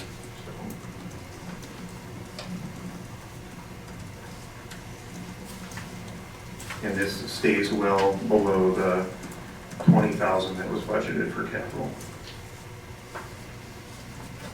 Open it up for discussion by the council. Is this just a piecemeal plan, or is this gonna get us to where we need to be? Because again, the system was built to handle smoking, and we don't have smoking in there, Correct. so it's overbuilt.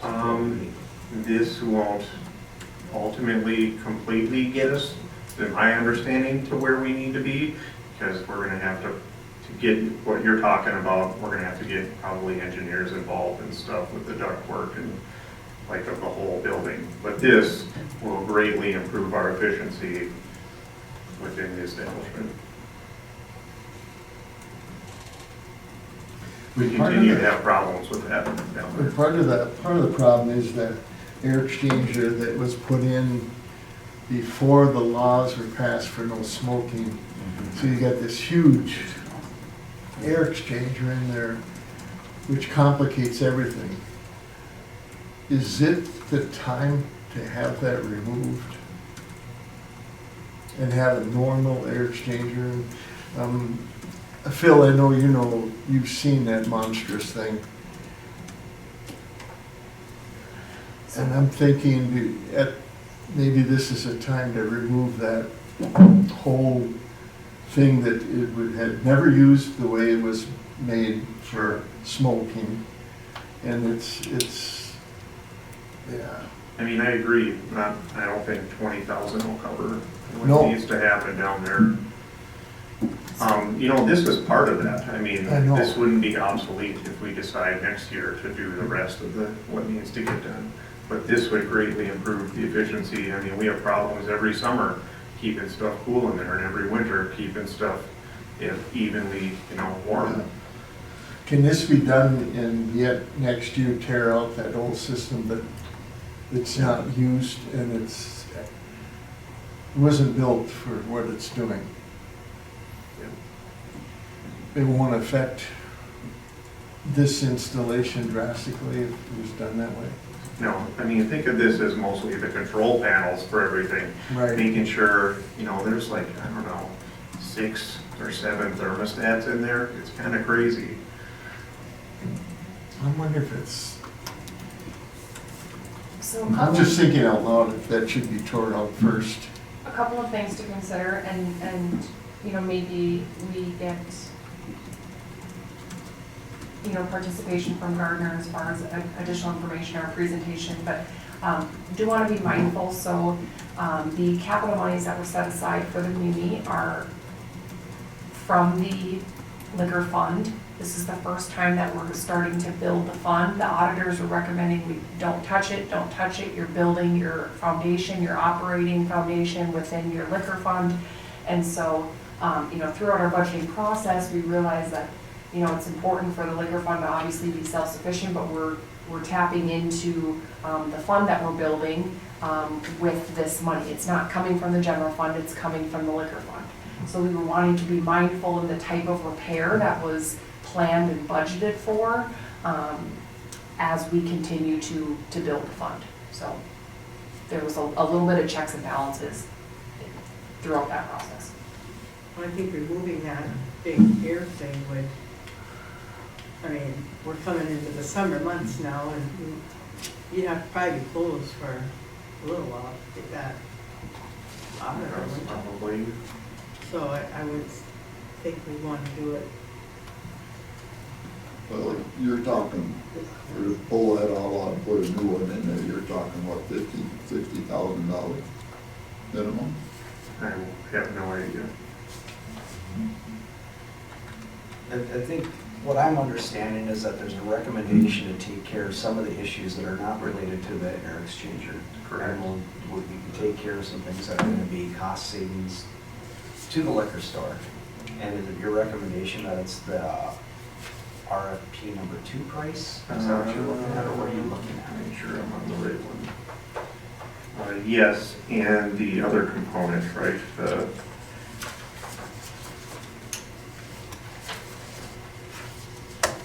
it would be, You have option 1, you have option 2, and then you have Yeah. RFP number 2 price so $77.90. option 1 of RFP 1, and then also the management system. And then, they don't have a price here because they'll need to really look things over, but preventative maintenance moving forward, that could be part of why we're in the situation we're in. So you are recommending all 3? I am, yep. Not the option 2 RFP 1. You want option 1 Yep, at $35.70, and then RFP number 2 at $77.90, and we don't know what number 3 is gonna be yet. we just, we would like to have preventative maintenance on the docket, but I don't know what the price is.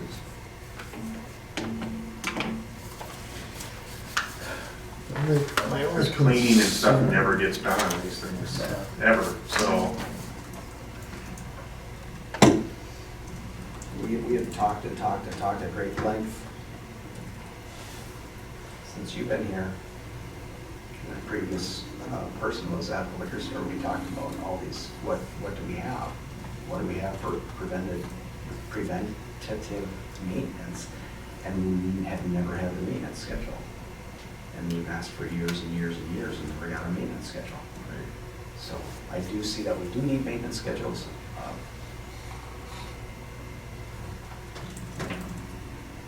Maybe it's something you guys can say, I work out, but it has to stay under the I mean, it's gonna stay well under the $20,000 that's already budgeted for the project. You know, when they put in the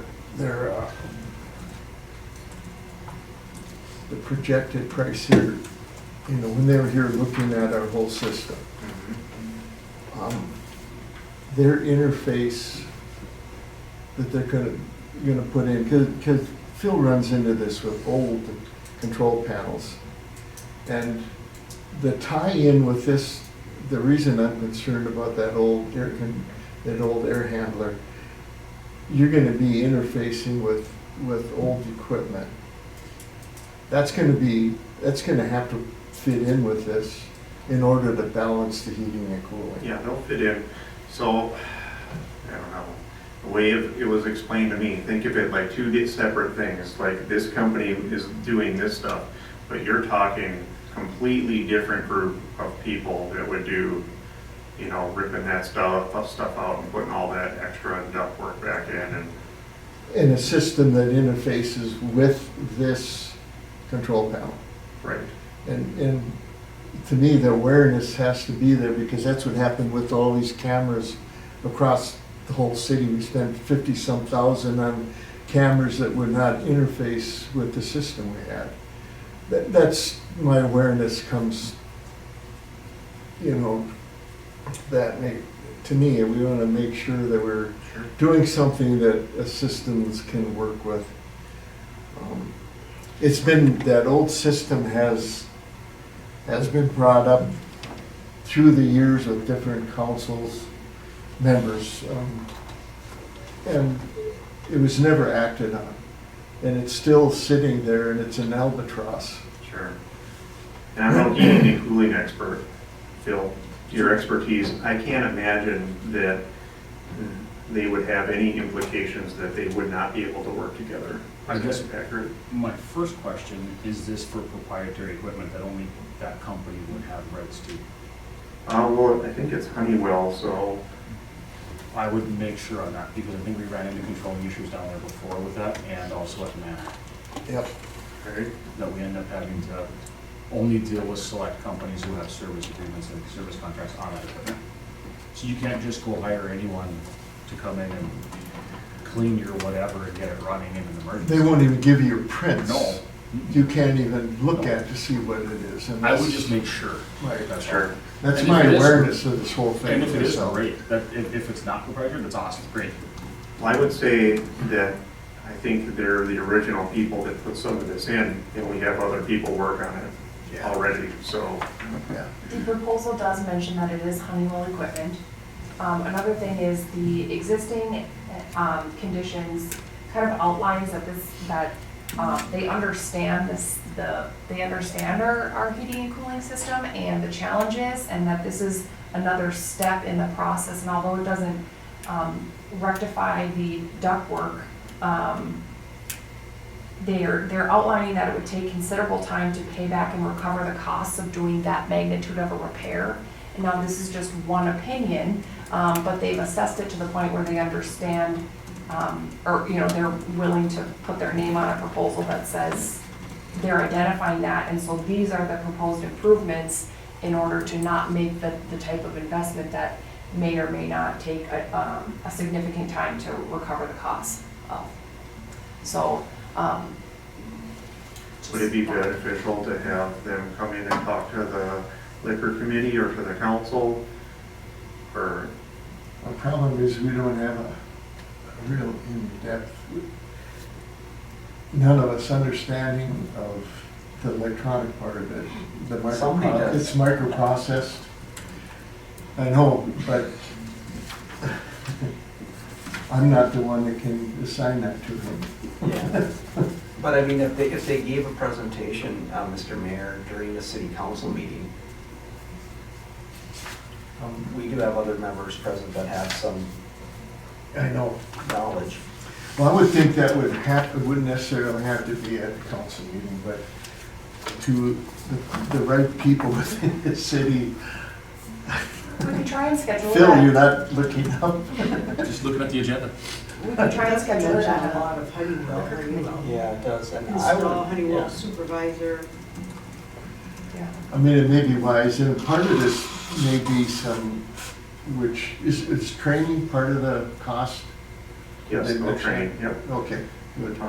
You know, on the region quote too, it's Honeywell, so. Yeah, yeah. Oh, so then, So I Phil mean, wants a that- demo, is that what I'm hearing? No, so I wanna, to me, the understanding of, I'd be comfortable if Phil, in other words, straight out that if Phil would look at the whole control situation, because of what's happened in the past with other items that cause trouble for us when we're dealing with control panels especially. So you'd like him to go down there and assess it first and then get a demo, is that what I'm understanding? However comfortable would work for Phil, if that is a possibility. I took it that he would just have to be able to understand and ask the right questions, because we don't understand the language. Exactly. Is it proprietary or not? And then. I can sit on the non-game. Yeah, okay. Great. Fantastic. Thanks, Alyssa, for appointing Phil to that job. Excellent. So should we be waiting then on a recommendation then, or a vote? Is that what we're looking at doing? What is the timeline, or what were you thinking of this project being done? Was it too, Sometime this year, you know, preferably not, you know, disrupting things during a super busy time frame. like the 4th of July or Correct. something else like that? All right. So if it's something that would help right now, Mr. Mayor, maybe we can make a motion that if it is agreed upon that it's gonna work for us, that we should make the motion now, because before it gets to be super hot out. and that- We could do that with a caveat that Phil will be Phil reviewing. gets final stamp. This type of work though is just controlling, for the most part, it's controlling changeouts. And you're not gonna affect your air quality at the bar when this is getting done. They're gonna do a zone or two at a time. It's only gonna be shut down for a day or two. It's not gonna be the end of the world. I'd let them come present if it was me. you what, I would let them come present what they got if it was me. before you, To you. Not to me, no, to the council. And I'll sit here and listen. We can do it at a council meeting, or we can do it at a liquor committee meeting, and have Superintendent Edner present at either. I think at a liquor meeting. Okay. And then the liquor committee can bring forward a recommendation. Okay. Liquor meeting. Phil. So as of right now, no, we're, Correct. it's in a holding pattern. All right, thank you very much, appreciate that. 6-8 city camera system discussion. Yeah, so, you know, we discussed this quite a while back. I just wanted to resurface it. We wanted more time just to think about it, I believe. So, you know, still quite a bit of money. You have the list of the cameras that are directly plugged into the server here. The server itself is kind of, we already know we did a patch job, it's on its last leg. So with contract negotiations with the county, just wanted to resurface this and know everyone's thoughts. You know, this camera description doesn't include, like, we have an outstanding ticket from a while back with VC3 to patch in all of the water and light cameras. So I don't know if we want to nix that. I don't know if we want to move forward. It's really expensive to maintain all of these cameras. The Muni cameras kind of run by themselves and are stored down there. We could look to do something similar with the DMV or whichever ones you guys designate. We could, there are options. You could ask me to see what it would cost to lease. I'm not sure what the county's appetite is for taking on this. I would imagine they don't want to incur any additional costs on anything. Yes, they do. So it has come up in dialogue, and the county communicated they don't have any interest in the facilitation or expended cost of maintaining the camera system. We do have working cameras that they would review footage if it was relevant, but if we don't, you know, it's not going to be a contract benefit, so to speak, of having them. So some of the dialogue that we've had internally, as Finance Director McKee mentioned, is maybe determining what departments are relevant to this type of activity, and then having the cameras in a workstation with that footage accessible to each one of those relevant departments. I mean, there's ways that we could build in then to those department budgets, maintenance and repair and replacement schedules within those particular budgets. As Ryan has mentioned, if the overall system is desired, then there will have to be a significant investment in a server, and then starting to look at cameras one by one. So that the first decision is, if the entire system wants to be maintained, then there'll be a need to purchase a server. And so that's what the quotes that were included in the packet. So this, again, it's kind of come up on a few different occasions, and really looking for council direction on the overall system and/or paring it down to an as-needed per department basis. There's also then the potential to maybe have some at different buildings, but then having those buildings or the departments of those buildings kind of responsible for the maintenance, repair, and replacement, and having those schedules independent versus this entire citywide approach. So. I believe the workstation that the law enforcement would watch at the police department too is not kind of on its last leg, so that's another cost that you don't see on here. I have seen through my research several cities use their state aid, their public safety state aid towards camera systems. That's something you can use it for. Just throwing that out there.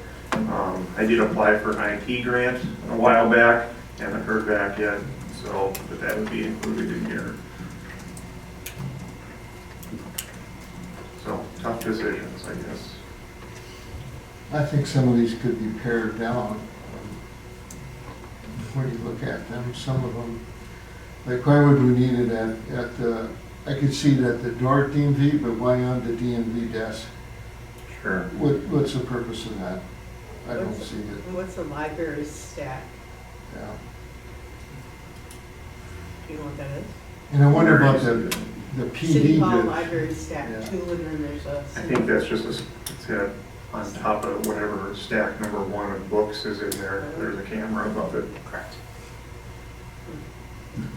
I think things have changed a lot since we are going to be contracting. I think this issue needs to be revisited and looked at, as you had mentioned, individually with these different groups. The library could have one, Public Works, and break this up so it's not such a huge bill. And I think that we're not required to do a lot of this anymore. And that's a big savings.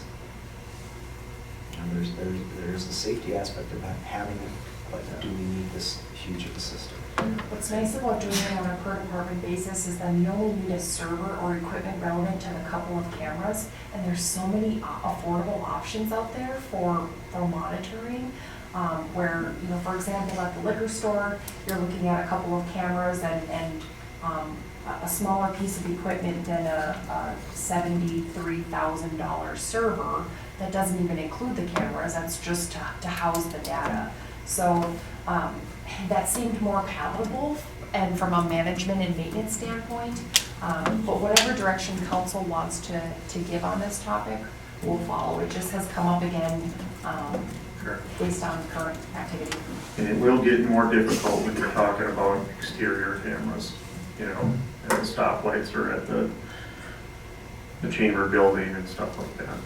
I have a question on who has access to this? Who can view this like live? Are they able to watch all these cameras, some of these cameras like down at the police department? And if Carlton took over, would they have the ability to view this stuff like live? Thank you for asking. So, the only place that has access to view the footage is the police department.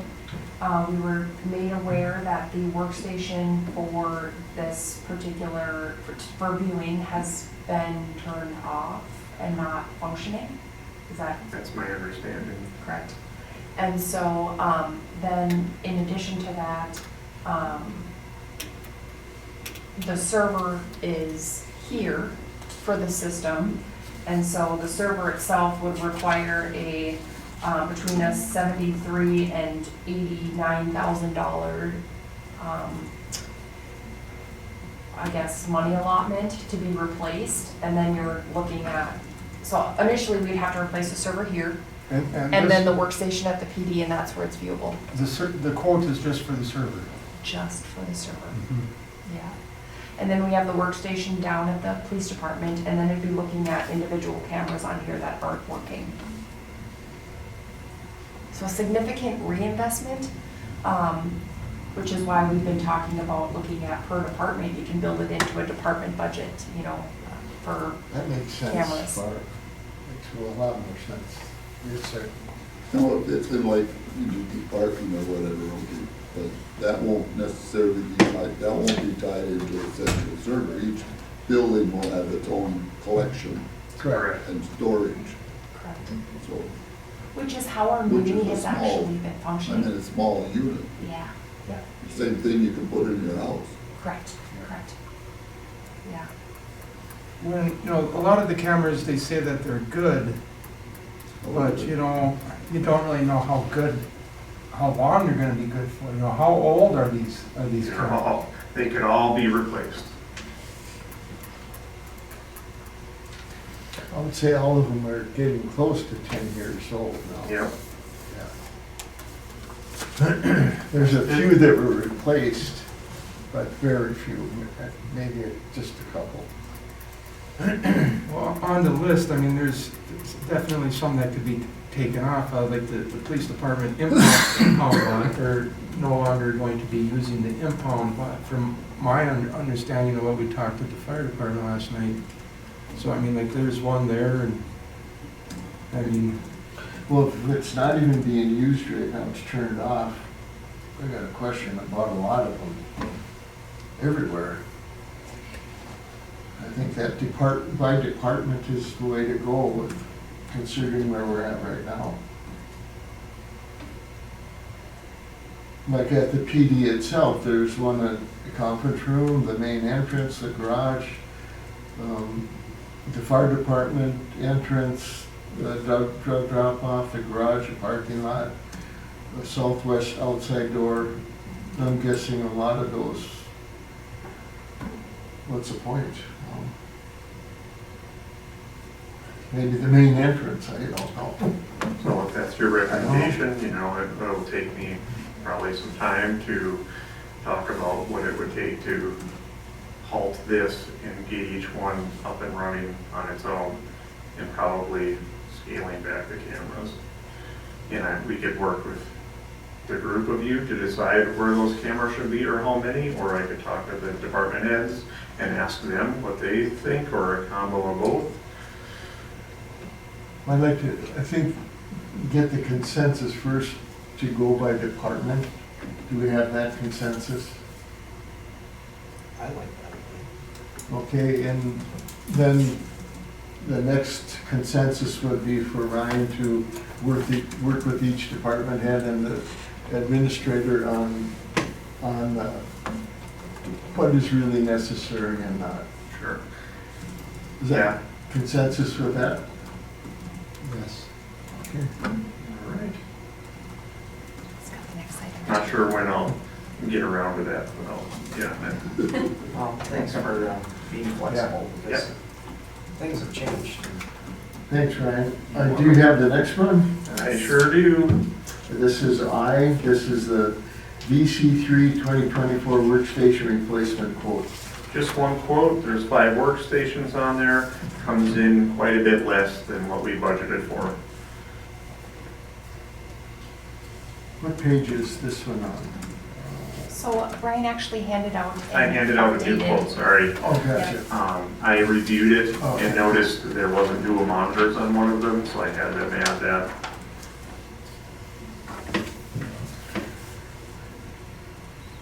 These workstations were identified within the budget, and the invoice will be coded per workstation for the relevant department as per the approved budget. Very good. So this is what was budgeted. We budgeted 3, I Yeah. believe, for each, so that'll be 15. It's Yeah. coming in at 87, 81, so Okay. we didn't get anything too fancy, Council, just what's needed. Motion approved. do you have a second? A second. All in favor, say aye. Aye. Opposed? Motion carried. Thank you. Moving on to J, Mighty Ducks Grant Program Award Announcement. Yes, so the city was awarded the Mighty Ducks grant. The total allotment awarded to the city is $866,367. This is just one piece of the financing puzzle. So what we're doing in the background, we have 30 days, I believe it runs until April 26th, to respond and accept the grant. So what we're doing in the interim is meeting with all the different entities regarding financing and making sure that the project is fully funded. We've met with the school district and we've met with the Hockey Association. The Hockey Association is working with their finance team and their treasurer. They have a significant amount of savings, which was itemized in our initial application. With this grant monies, it would take the amount that would need to be financed significantly down. And so what other hockey associations have done in other areas, which the local hockey association is looking at replicating, is utilizing their gambling fund contributions to then pull a line of credit to finance the difference. And so that's something that the hockey association is working on. In addition, we've been in contact with St. Luke's, who has gone through the merger to now being Aspirus. And so that merger has been essentially, they need to run the sponsorship agreement and partnership back up the ladder with new, well, it's a new ladder, so to speak. And so I was told a little over a week ago, 14 days, I would get a response from St. Luke's regarding the corporate partnership and community partnership with the arena. So I will make sure that council stays aware of updates with that. And once the financing puzzle is put together, I will share that information as well. Thank you. Any questions from the council? Thanks. Moving on to 6K, the Moose Lake CIP 2024 update, road project street selection discussion. Well, yeah, so we have new, the engineers have put together a new list of project costs in coordination with the city's CIP plan. And so looking at having discussion about the selection of the next road project. So the city is not going to have the LRIP grant. The LRIP grant required the connection of the selected road to Highway 73. And so at this point in time, we can continue to look at the road utilized in that application for street for our next road project. Or council can review the list. So looking for direction, one thing we're doing in the background, our sales tax fund is continuing to build. So we're in the kind of the middle of the road. The balance is right about $500,000 in the sales tax fund. It grows annually by about $250,000. We have not completed our 2023 audit, so that is the best estimate that we can provide at this time. But once that 2023 audit is done, we'll have a to the dollar amount fund balance for sales tax. But what we did is we took the ending balance in 2022 that was audited, and we reviewed the remaining costs affiliated with the forestry project that were paid in 2023, the beginning of 2023. So we took that into consideration and then looked what monies have come in for the remainder of 2023 after those final payments were made and the beginning of 2024. And there was just a tiny bit of fund balance left in the sales tax fund. The forestry project was right around 1.3 in its totality. So we're working with about $500,000 that we have saved at this time. And expecting that to be closer to 7 by the end of 2024. So a couple of components that we're talking about internally is we have put $50,000 aside in 2024 for getting the gravel pit up and running. The gravel pit takes the cost of the project down, and it's about 30% of the project cost that could be removed if our gravel pit is operational at that time. So a little bit of a balance between the cost it takes to get the gravel pit up and running and functional, right around $150,000 to $200,000. We put 50 aside this year, and so once we have direction about what road project we'd like to do, we'll do the timeline math as far as how much we need to save and budget for in 2025 for the gravel pit, and 2026, what the next project timeline looks like, and of course the cost savings of having the gravel pit operational could significantly reduce the cost of the project. So a lot of different moving pieces. More or less the discussion we wanted to have today is there a desire, what is the council's desire as far as the next road selected? And then we'll do our work in the background to line up timelines and present to council a projected date with the engineers for the next project, the next road project.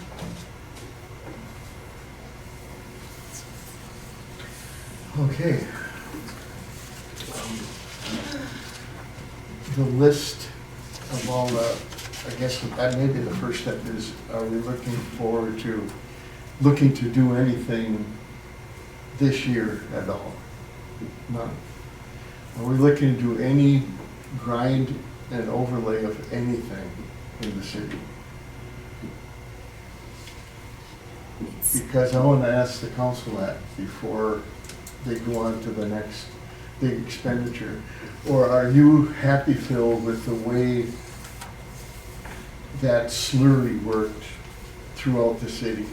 I'm not happy with it, but it's our only option. But is it enough, like some of the worst streets where the grind and overlay are really needed, does that work enough to keep going as is and then spend all the money on a big project and continually doing the slurry, I guess? Sure. I like the big project idea because it gives us a chance to rebuild our entire infrastructure under that street. If we just do a mill and overlay, we're not rebuilding anything.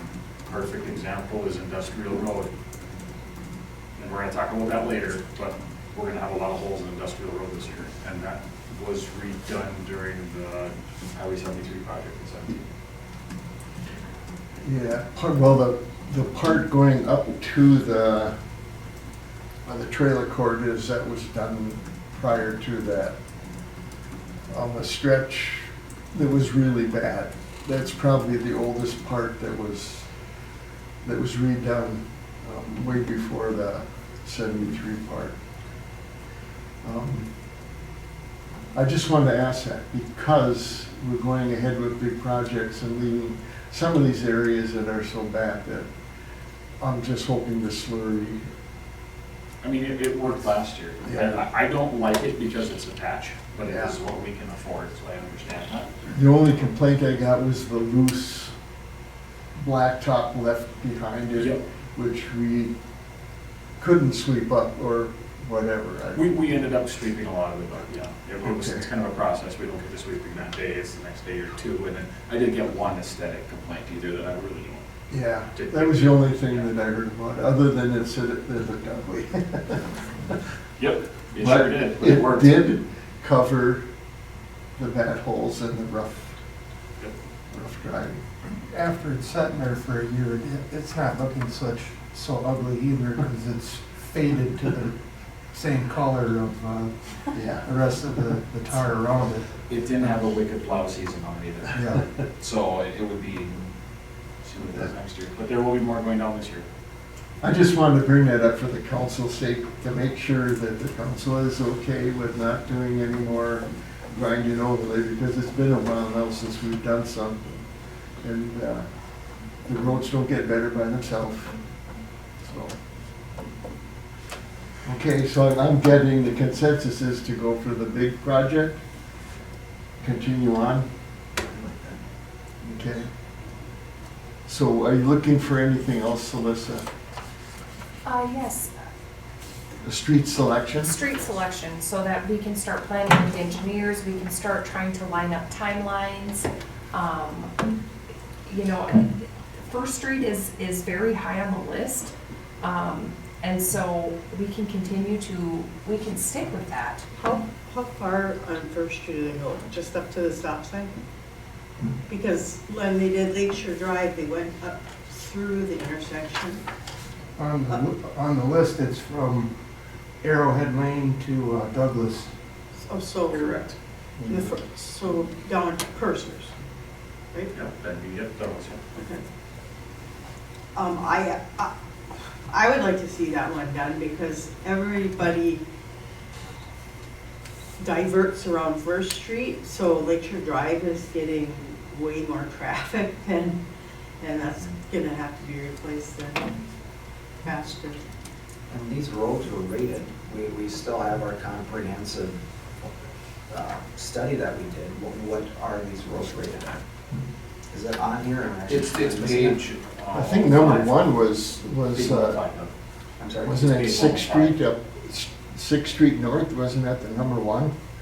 Well, yeah, I'm looking at these projects and I see the projects, but does it say project, is it the top left one that says one? Yes, Is project that- one that- was number one. Okay, so then as we go, Yes, the orange number one is two. two, okay, Yep, because I you saw got that, it. and I was like, right here.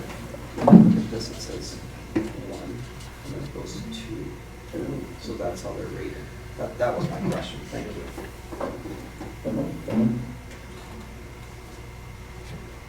So Fourth Street.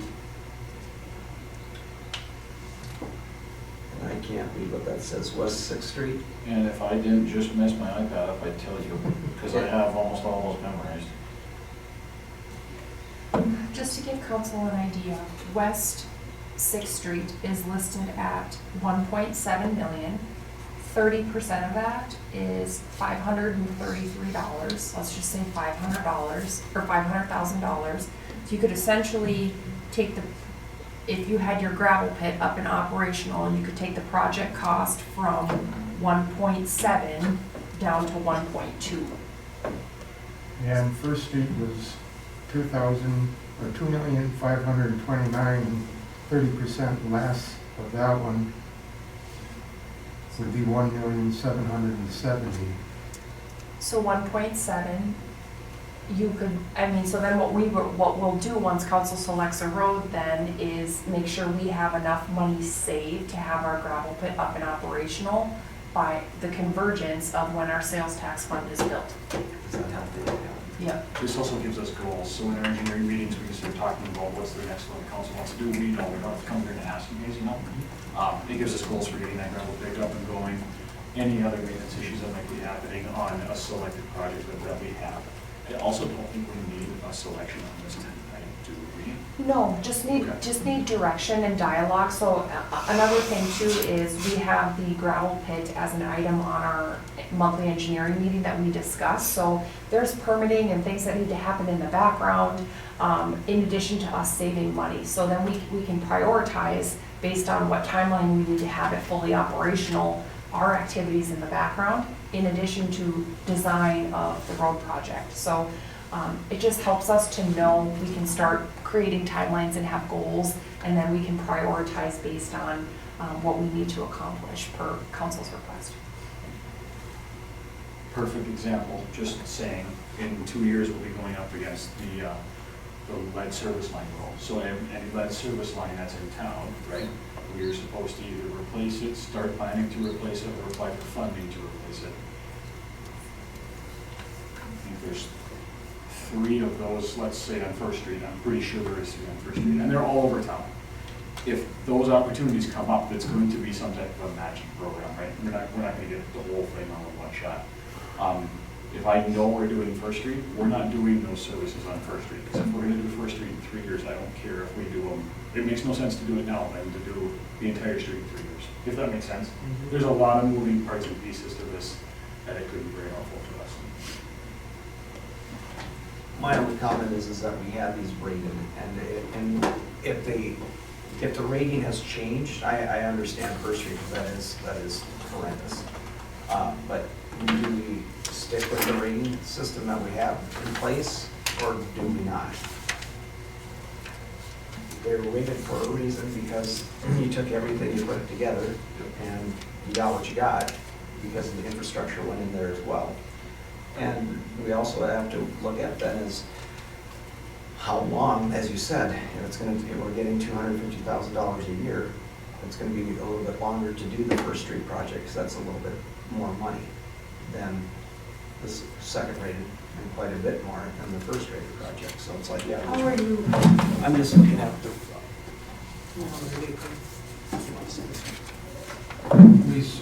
We spent a lot of money to have this. Yeah, but isn't this the amount? 900,000, the bottom. Yeah. And this one's on 1.7 million, and this one's 2.5. So it's just how long is it gonna take us to get there? Where's the list? I don't think Where's there'll be the a road. list that I gave you by the where time we it get showed to you? that. It was a one-page thing. I think we agreed on that. So the engineers updated the cost, because remember, in the engineer meeting, we talked about, we gotta get new costs, because all of our costs were, Right. they only gave me this back. So we can reference that document, I have it in the office for ranking, but that's what the ranking is right here. So they updated that original list to this new list. To this document, and this is all they provided. And that is based on all those parameters that we were looking for. Yes. So is it your understanding that the next prioritized project was Sixth Street? Up on the hill, yes. That's the way, and this was pulled from the CIP. Yeah, See, remember, we jumped to First Street due to the LRIP grant opportunity. Right, You know what I'm saying? understood. So, yeah, if you can get an LRIP, that changes it. 100%. But if it doesn't, we should be following the original list then.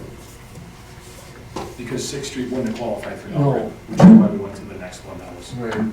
Thank you for. Probably none of them on the Sioux Hill unless they go to 73. If there are any of the streets that are parallel, they're not gonna qualify. The list that I have, it says draft on it, so I don't know if it's been revised at some time. This is the street capital improvement plan, and they have it a little bit different on this. They have First Street as number 2 and West Sixth Street as number 3, and then on this, on the computer, those two are reversed. Because they didn't add in the draft, they didn't have all the infrastructure in there, and I think that's what was changed, is that they put the infrastructure in there and changed the order Okay. of these, because that was what we originally went off of, yes.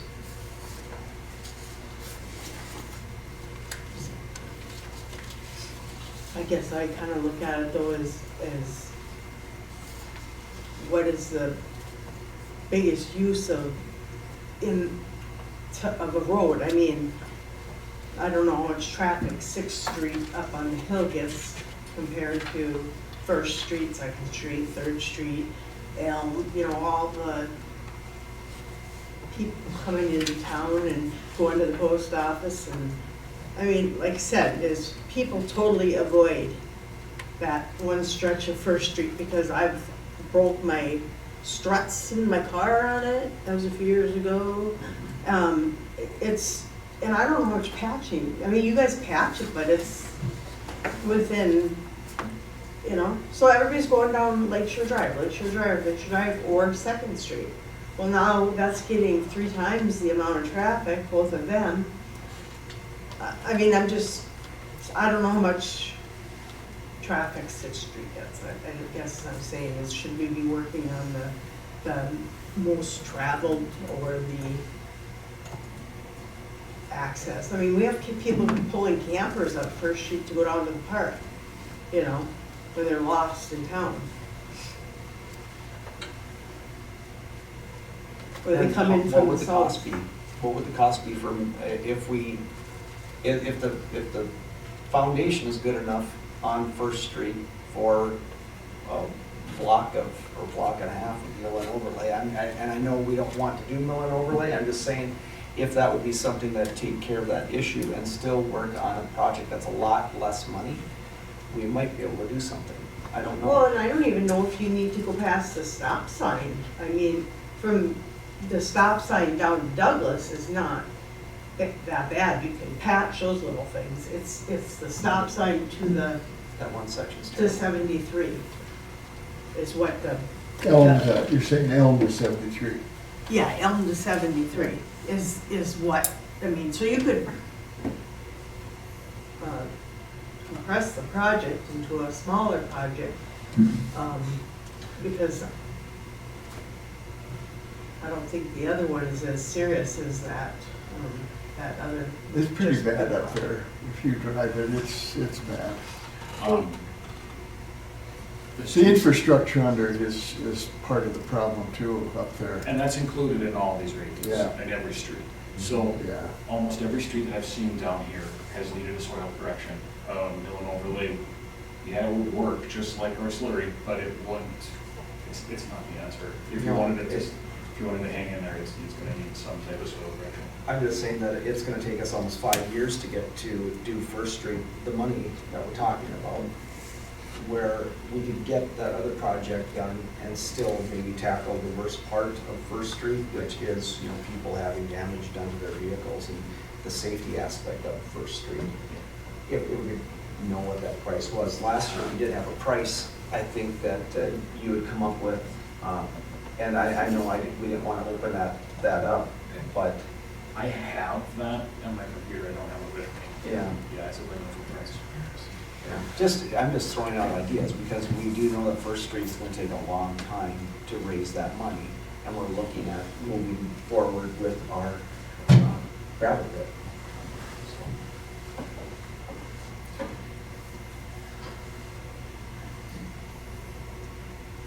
Think about it. Let us know what you think. Yeah, we don't need an answer tonight. Definitely not. We do, it does affect our prioritization and our activity. 4 more weeks is not gonna make a difference. If there's any more information that we could provide, whether it's a reduced cost for a shortened project on First Street, or whether it's, you know, we could essentially assess timelines of each and what that looks like with the gravel pit.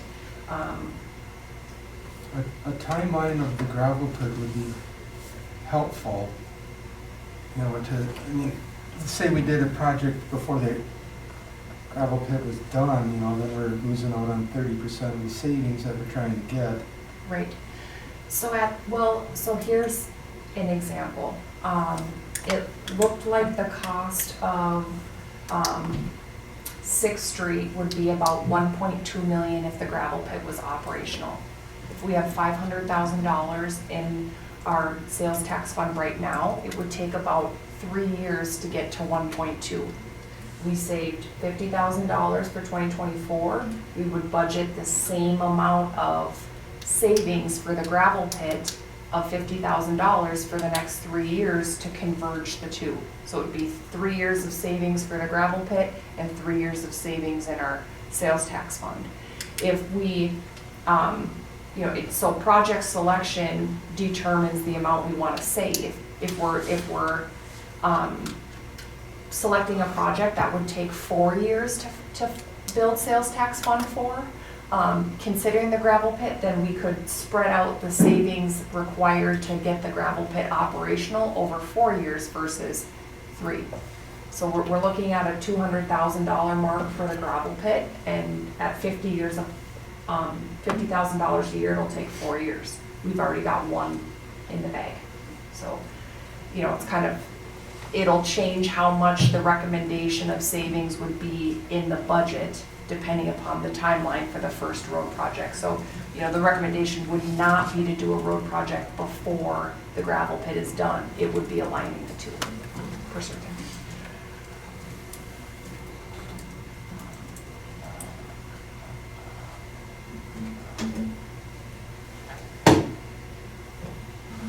Well, I think our discussion in the past,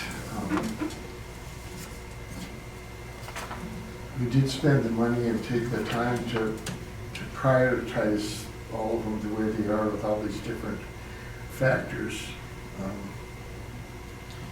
And I know I brought up ground and overlay every single year, and that has been thrown out, which I think is a big mistake. That's just me. I think we should stick to what we can do and stick to what was programmed or we spent the study on. That's just my opinion. I don't care where it is in the city, if it was a priority. I didn't agree on 4th Street. I voted against that, doing 4th Street last year or whatever. But if we're gonna stick with the thing, then we should stick to it.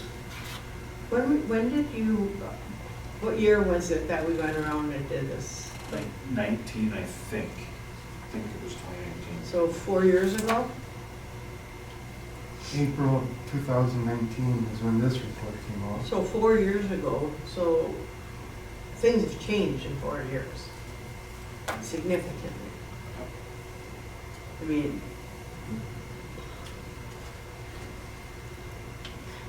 Part of the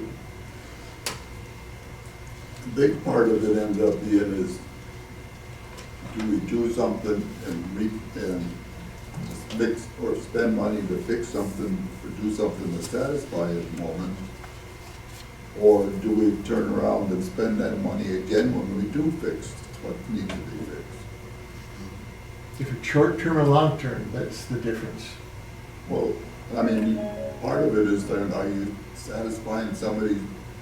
Well, let's put it this way, if you have a road that needs to be fixed now, and priority-wise, because of infrastructure, it's in 32 years from now, what will the road surface look like then if it's bad now? Well, But the 32 years infrastructure is different good. than 4 years. Huh? 30 years is different than 4 years. Of course it is, that's what I'm saying. Yeah, so. Some of these should be grind and overlay if they're so far back, if they're 20 years from now, the grind and overlay is gonna be shot. Oh, yeah. And we all know that. But if it's bad now, and we're doing a road because of all the factors here, which I think granted, we should do that. We should do the ones that are that bad. But the ones that are so far out and the road is bad now, to me, there should be some grind and overlay. But it's up to the council. I mean, I'm not gonna fight that anymore. I fought that too many years and I whatever. If it, no, then it's no. if I lived one block up on First Street, I'd be raising holy hell, because that road, you're paying taxes and that road is horrendous. We got several like that. Well, I agree, Yeah. but how, I guess I'm saying is, what is the most traveled roads that are the worst? Well, then we're throwing away this whole study we did. Well, no, not necessarily. Well, yeah, we are, because those people up on 6th Street have been complaining about how bad that road is. In fact, Phil went up there and you filled in a big dip last year because of the complaints that were coming in for that. We had a couple on First Street too. Yeah. They're- So I mean, you got bad streets, or you're gonna either follow what you did or you're not. I mean, if the council votes that way, that's okay. I mean, I'm gonna go with the majority vote. I'm fine with that. I'm just saying, once you start changing what you put into place, then everything should be open any year after that. Well, I think if that study was done in 2019, maybe we should go around again, just looking at those top few projects to see what's changed. Well, at the moment, we're at a point that we want to decide whether we want to move ahead with the gravel pit to save our money down the street. And that's a limited expense at the moment. And we can't do any of them other projects at the moment anyway, right? Right. So do we want to go ahead with the gravel pit or not at the moment? In other words, you're saying, let's table this discussion until the gravel pit is in place. Well, I would say until there's more answers to the question. Exactly. On both ways, you know. Yeah. One thing to consider, and I'm just trying to throw ideas out there for productive dialogue. One thing to consider is, staying the course with the replacement of the long-range plan for the replacement of the roads. And then we're also going to be in a position as a city where we have monies from the liquor store, which are finally accessible to utilize. Now, our auditors have told us be so careful how you build that fund, and it's so important that monies stay relevant to the liquor store to do maintenance on the building and the facility and replace equipment down there. But, there could be such a thing where certain amounts of profit are utilized for patching or grinding overlay or however the city wants to utilize those monies. I mean, that's what the liquor store is for. If council wants to prioritize some of those monies, I mean, there'd be a lot of legwork in kind of determining what that looks like, but it's an option. While the other sales tax fund is building for the entire reconstruction. Just trying to look at it from a bean counters standpoint. There are monies available and will become available in the coming years here that have not been accessible before. And what does council want to do with those monies? I'll throw another thing out there. 2023, we had a budget set for a police department that did not use all that money as well, and that money has not been, where is that money? Again, Just go for roads. well, we have excess money that we have not used because we have not filled positions, we have not had people working. You're looking at possibly $300,000-400,000, I don't know, it could be $300,000 that we have not paid for employment. So those monies need to be looked at, and that needs to be brought to the council as well, as where are we at with that? Because this year, we haven't filled positions. We've had a part-time list, and that was supposed to be one of those things that has helped keep the police department. Well, those people weren't working anyhow. So we have monies there that we might be able just to get this gravel pit up and running. Use the money that we have, let's get it up and running, possibly. It's just throwing out just a quick idea. We have the ability to do it. If we find a project that we have to do, whether that would have been a mill and overlay to a street that is so horrendous, or whether that would be to get that gravel pit up and running. Because then we're not dealing with touching the $500,000. We have a gravel pit that's working, and that's saving us 30% on every single project that we do. Right away. Why wait 4 years? So it sounds like tabling this discussion until that's up probably would be the wise thing to do. This is what I'm hearing right now.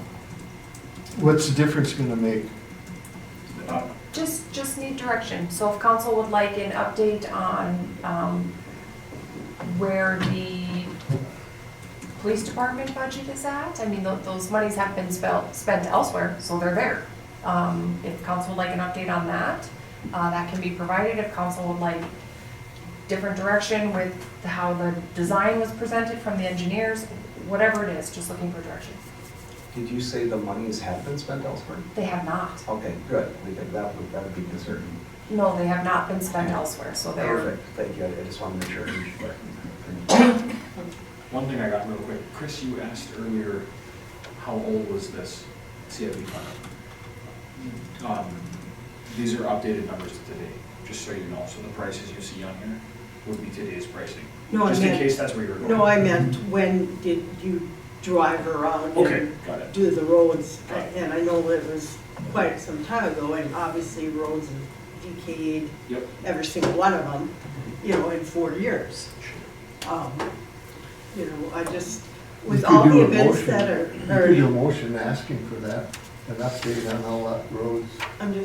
I was just gonna say, with all the events that are held in town, the parade, Agate Days, that people are parking and walking up on that street, citizens break their ankle and, it's just so bad. I mean, maybe I need to drive around town. I know a lot of roads are really bad, but that's kind of an unusual road. And to me, Mr. Mayor, we will have more options if we look at what monies we have available, what monies are available from law enforcement. And once we know exactly where we're at financially, we can make some decisions here as a council of how to move forward. Yep, I agree with that 100%, and I think it should be tabled, but I think in the interim, we had our engineer group do that original drive through the city to look at all the roads, and I can't remember what that cost us, but I'm willing to have that redone again. They already have the information what's underneath the road, but looking at the road service itself is fine with me. But that list, I guess we would need to have consensus to spend that money on it. We would need to call them, get an estimate, because it's time going through the whole city, evaluating the surface, and seeing if that changes the original list. But like you said, Phil can do that. go ahead. Phil can do that. Well, the thing is too, is we don't need all 70-something, as Councilor Lawler brought up, it'd be 50 or 200 years for us to get all those done. These top ones would probably still be ranked, they just might be ranked differently. Yep. So maybe it's just the first, what ones that we have right here, Top 10. whatever's here, is there 10? There is 10. Yeah.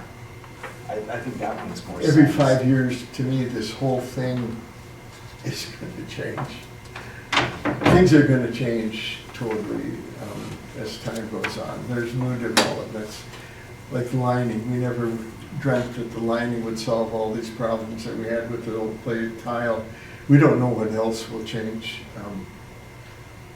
I don't have a problem with reevaluating the service on all those roads. What kind of And cost? if you guys are comfortable with Phil and the crew doing it, I'm fine with that. If you want a third party, an engineer group, I'm fine with that. It's pretty much up to the That's council. what Phil wants. Sounds like, I got asked this last time, 5 years ago, I said, I'm not doing it, there's no way. I'll go with the engineers, but they have equipment that will tell us exactly what we need to know. And that's what I think was determined back then. Yep, it was. Top 5, top 10? I'm sorry. top 5 or top 10, is there what's the desire for visibility on that particular plan? If you drive through the city, evaluate all of them. They're here, they got the equipment.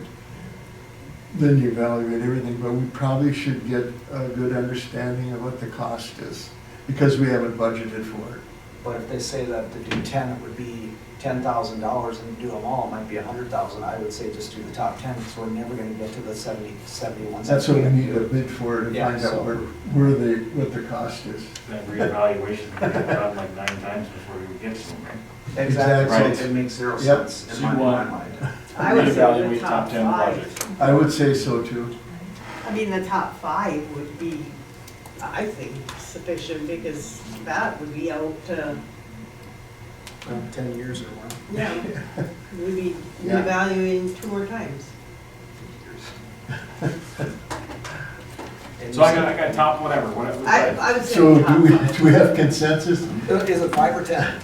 I would say top five, because if you're talking 4 years to save up 4 times 5, you're talking 20 years. I think you meet in the middle of 7. Oh, Brian. No, I think 5 is enough. Do you want consensus on 5? The top 5 and get a bid and bring it back to us next month. And we're that much closer to hopefully the gravel pit being done also. I mean, it makes sense. And you talked to the engineer, but I think you could stop at the stop sign on First Street rather than going down to Douglas. I don't know. Yeah, no, you're not wrong. No, you're spot on, because there's a bituminous tie right there from that when the intersection got done, which was just a mill and overlay Yep. to the blacktop coming down. And that was done in early 2000s, that rest of First Street.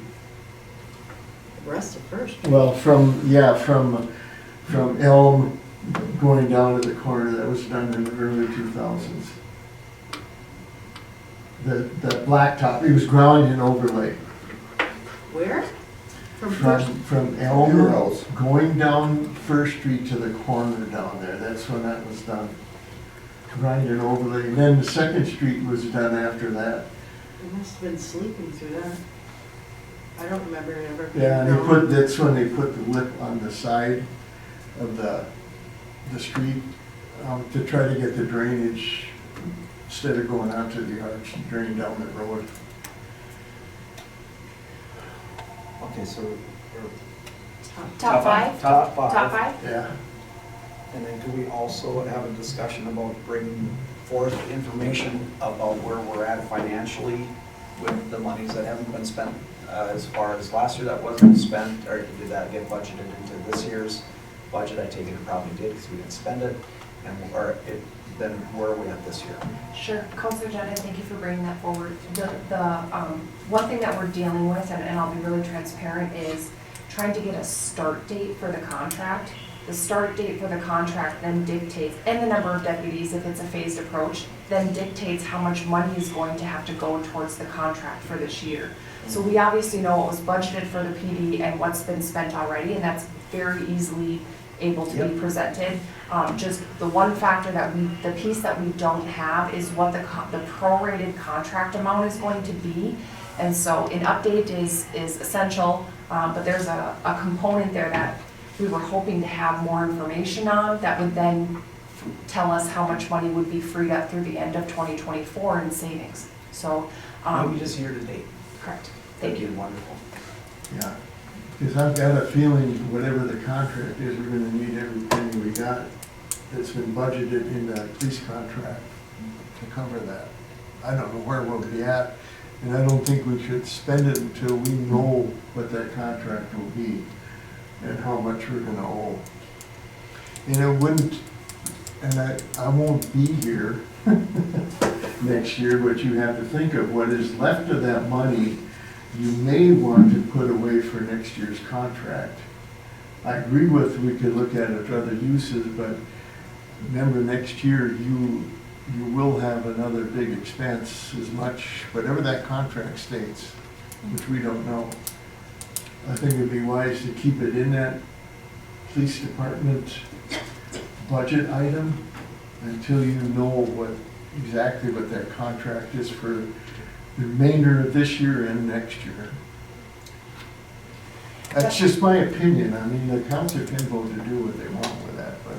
Sure, and we haven't had our 2023 audit yet, but it would be really, it's not a difficult task to present what was the total cost unaudited, so to speak, through the end of 2023. We did have the public safety monies that came in at the end of 2023.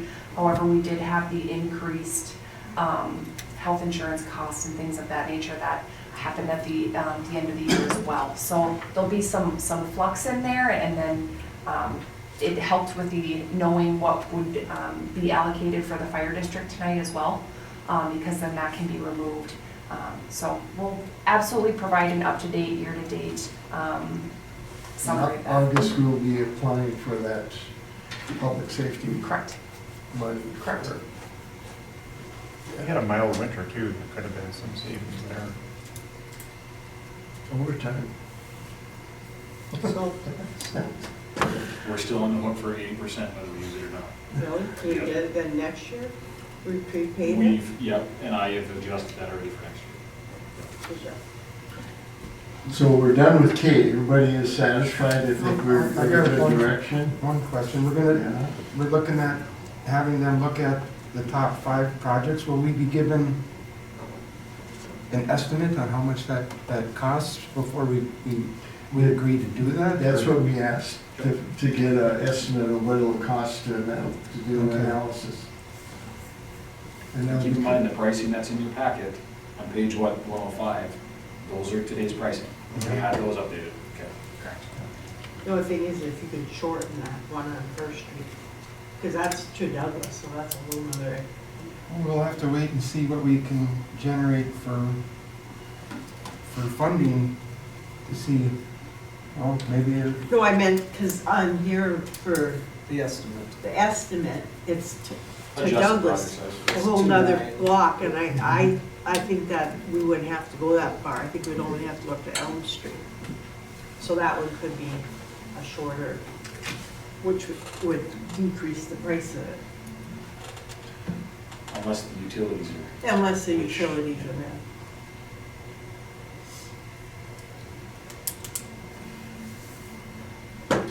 All right, I think we've all Excellent. got consensus. Thank you. Good. Moving on to L. Short Elliott Hendrickson Incorporated 2024 Sewer Lining Project Supplemental Letter Agreement. Yes, this is the standard supplemental letter agreement we've seen for all of the sewer lining projects thus far. This is for the 2024 sewer lining project. Essentially cost, or, services are outlined. It's dated April 8th, so it's recent and it's dealing with the scope of the 2029 sewer lining project that is outlined here. Phil, can you give a summary on what's incorporated in this project?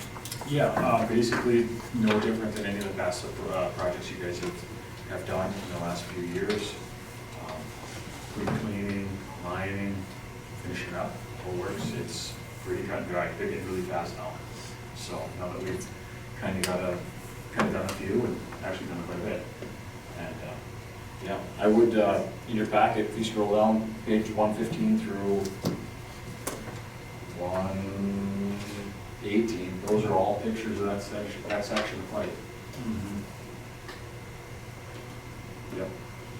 Keep in mind, there's been 2 already that we fixed in January because we couldn't even get the camera through to take these pictures. We need some draining. Can you, No, we need some pipe. There's pieces missing. Yes. can you provide the to and from, or the parameters of the project, please, where it's starting? Oh, I'm sorry, yes. This is on Industrial Road, starting at manhole 79, which is 520 Falls Boulevard, ending at Hickory and Industrial Road.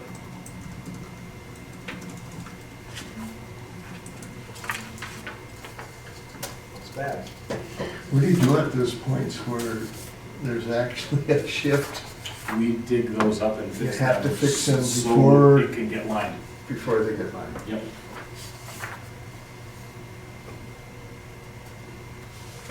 So you're looking for a motion to approve the $27,300 for, is it Elliott Short or what do you? Correct, approval of the supplemental letter agreement for the 2024 lining project would be excellent.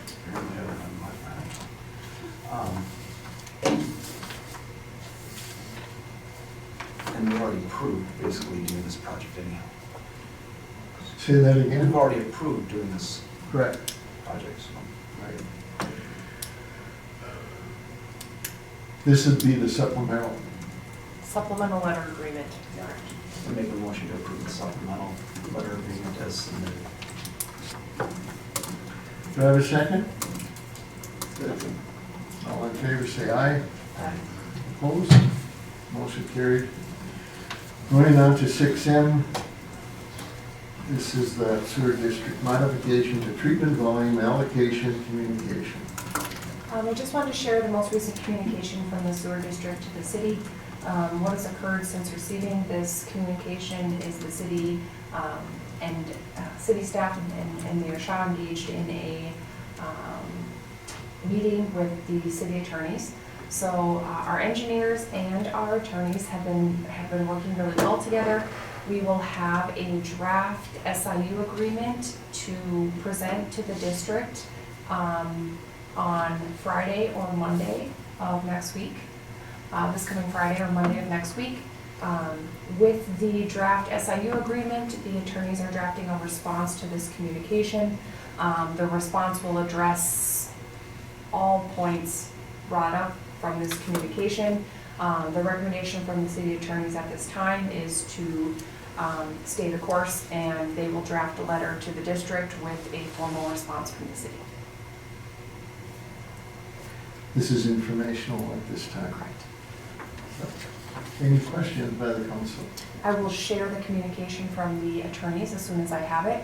I will share the draft SIU agreement as well. They will be presented together in response to the district. We have two items, N and O and P, are contract discussions. And we will go into closed session on those items. Correct. Before I go on to reports and committees, just a thing which I know it wasn't understood when I asked for, if it's available to read, what I meant was the hard copy, is that printed out for in our personnel book? The hard copy hasn't been made yet, right? Correct. We haven't made an official hard copy. Okay, because that's what I wanted to read instead of reading it on the computer. Oh, I can She can definitely print print you one. one. Okay, thank you. Yep. I just wanted to, I know it didn't go over well. I just dropped it. So we'll go back to these other items. I'll go on with 7, 8, and 9, and then we'll close out and go into negotiations. Number 7, reports and correspondence. 7A, Short Elliott Hendrickson Incorporated flagpole structural details and calculations. Is there anything you want to state on that? Not this month, but next month we'll Next have month. a lot more, and we'll have a representation from the Legion here for it as well. All right. 7B, Minnesota Department of Transportation Letter 2023 Local Road Improvement Program Project Selection. I think everybody knows what happened there. Correct. 7C, Carleton County Transportation Department Annual Bridge Inspection for 2023. You want any statement on that? No, we're good. 7D, Thane Well Company Incorporated Well Inspection Report. Any questions from the council? Pass with flying colors. Huh? We pass with flying colors. That's right. 7F, FEMA, I'm not gonna read all of that stuff. City of Moose Lake. Do you want to add it? This is just formal documentation of the parcels within the city that are participating in the flood insurance, the National Flood Insurance Program through FEMA. They are eligible because the city participates and does our part, and that's hence the ordinance that was just passed a few months ago. So we're staying within the regulatory obligations of FEMA, and so this is the communication about all the parcels that are taking part in the program currently. We have them posted on both of our official boards, and they're a part of a packet, and they're filed formally in the office so that we have a record of the most up-to-date information. Questions?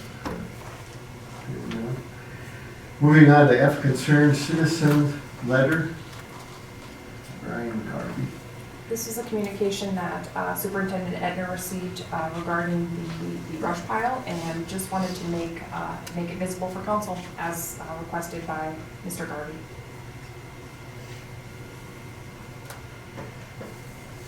There's another one, G. It's time for the city of Moose Lake to pay backwards and finish what we started. Letter from Bill Carlson. That is in there for everyone's review. Enter a comment, and It's up to the council members to bring it forward to the city administrator. If you have any comments or even present here if you want to at this time.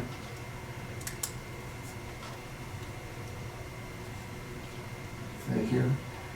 Please bring it forward to the administrator if you have anything. Committee and board meeting minutes, 8A, Moose Lake Area Fire Protection District meeting minutes, February 27th, 2024. 8B, Moose Lake Area Fire Protection District meeting minutes, March 12th, 2024. 8C, Parks and Recreation Board meeting minutes, April 1st, 2024.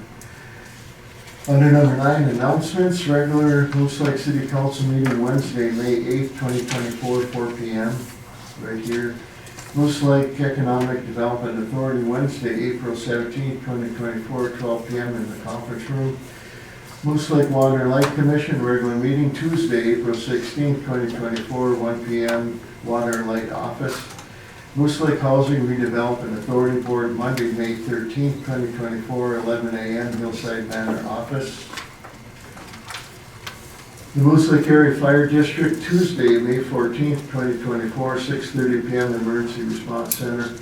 Moose Lake Park Board meeting Monday, May 6th, 2024, 5 p.m. right here. And with that, going back to 6M, O and P, the City of Moose Lake, the City Council of the City of Moose Lake will meet in closed session pursuant of Minnesota Statute Section 13D.05, Subdivision 3A, to discuss the city administrator's performance evaluations. Did I say that wrong? No, you didn't. Keep going. The meeting will take place in the City Council Chamber, the Community Center at 313 Elm Avenue. Following this closed session, the City Council reconvene in open session pursuant to the posted agenda for that day and time, and during such open session, summarize its conclusions and make any motions. So I need a motion to go into closed session. So moved. Got a second? All in favor, say aye. Aye. Opposed, say no. We're going, okay, motion carries, we'll be in closed session.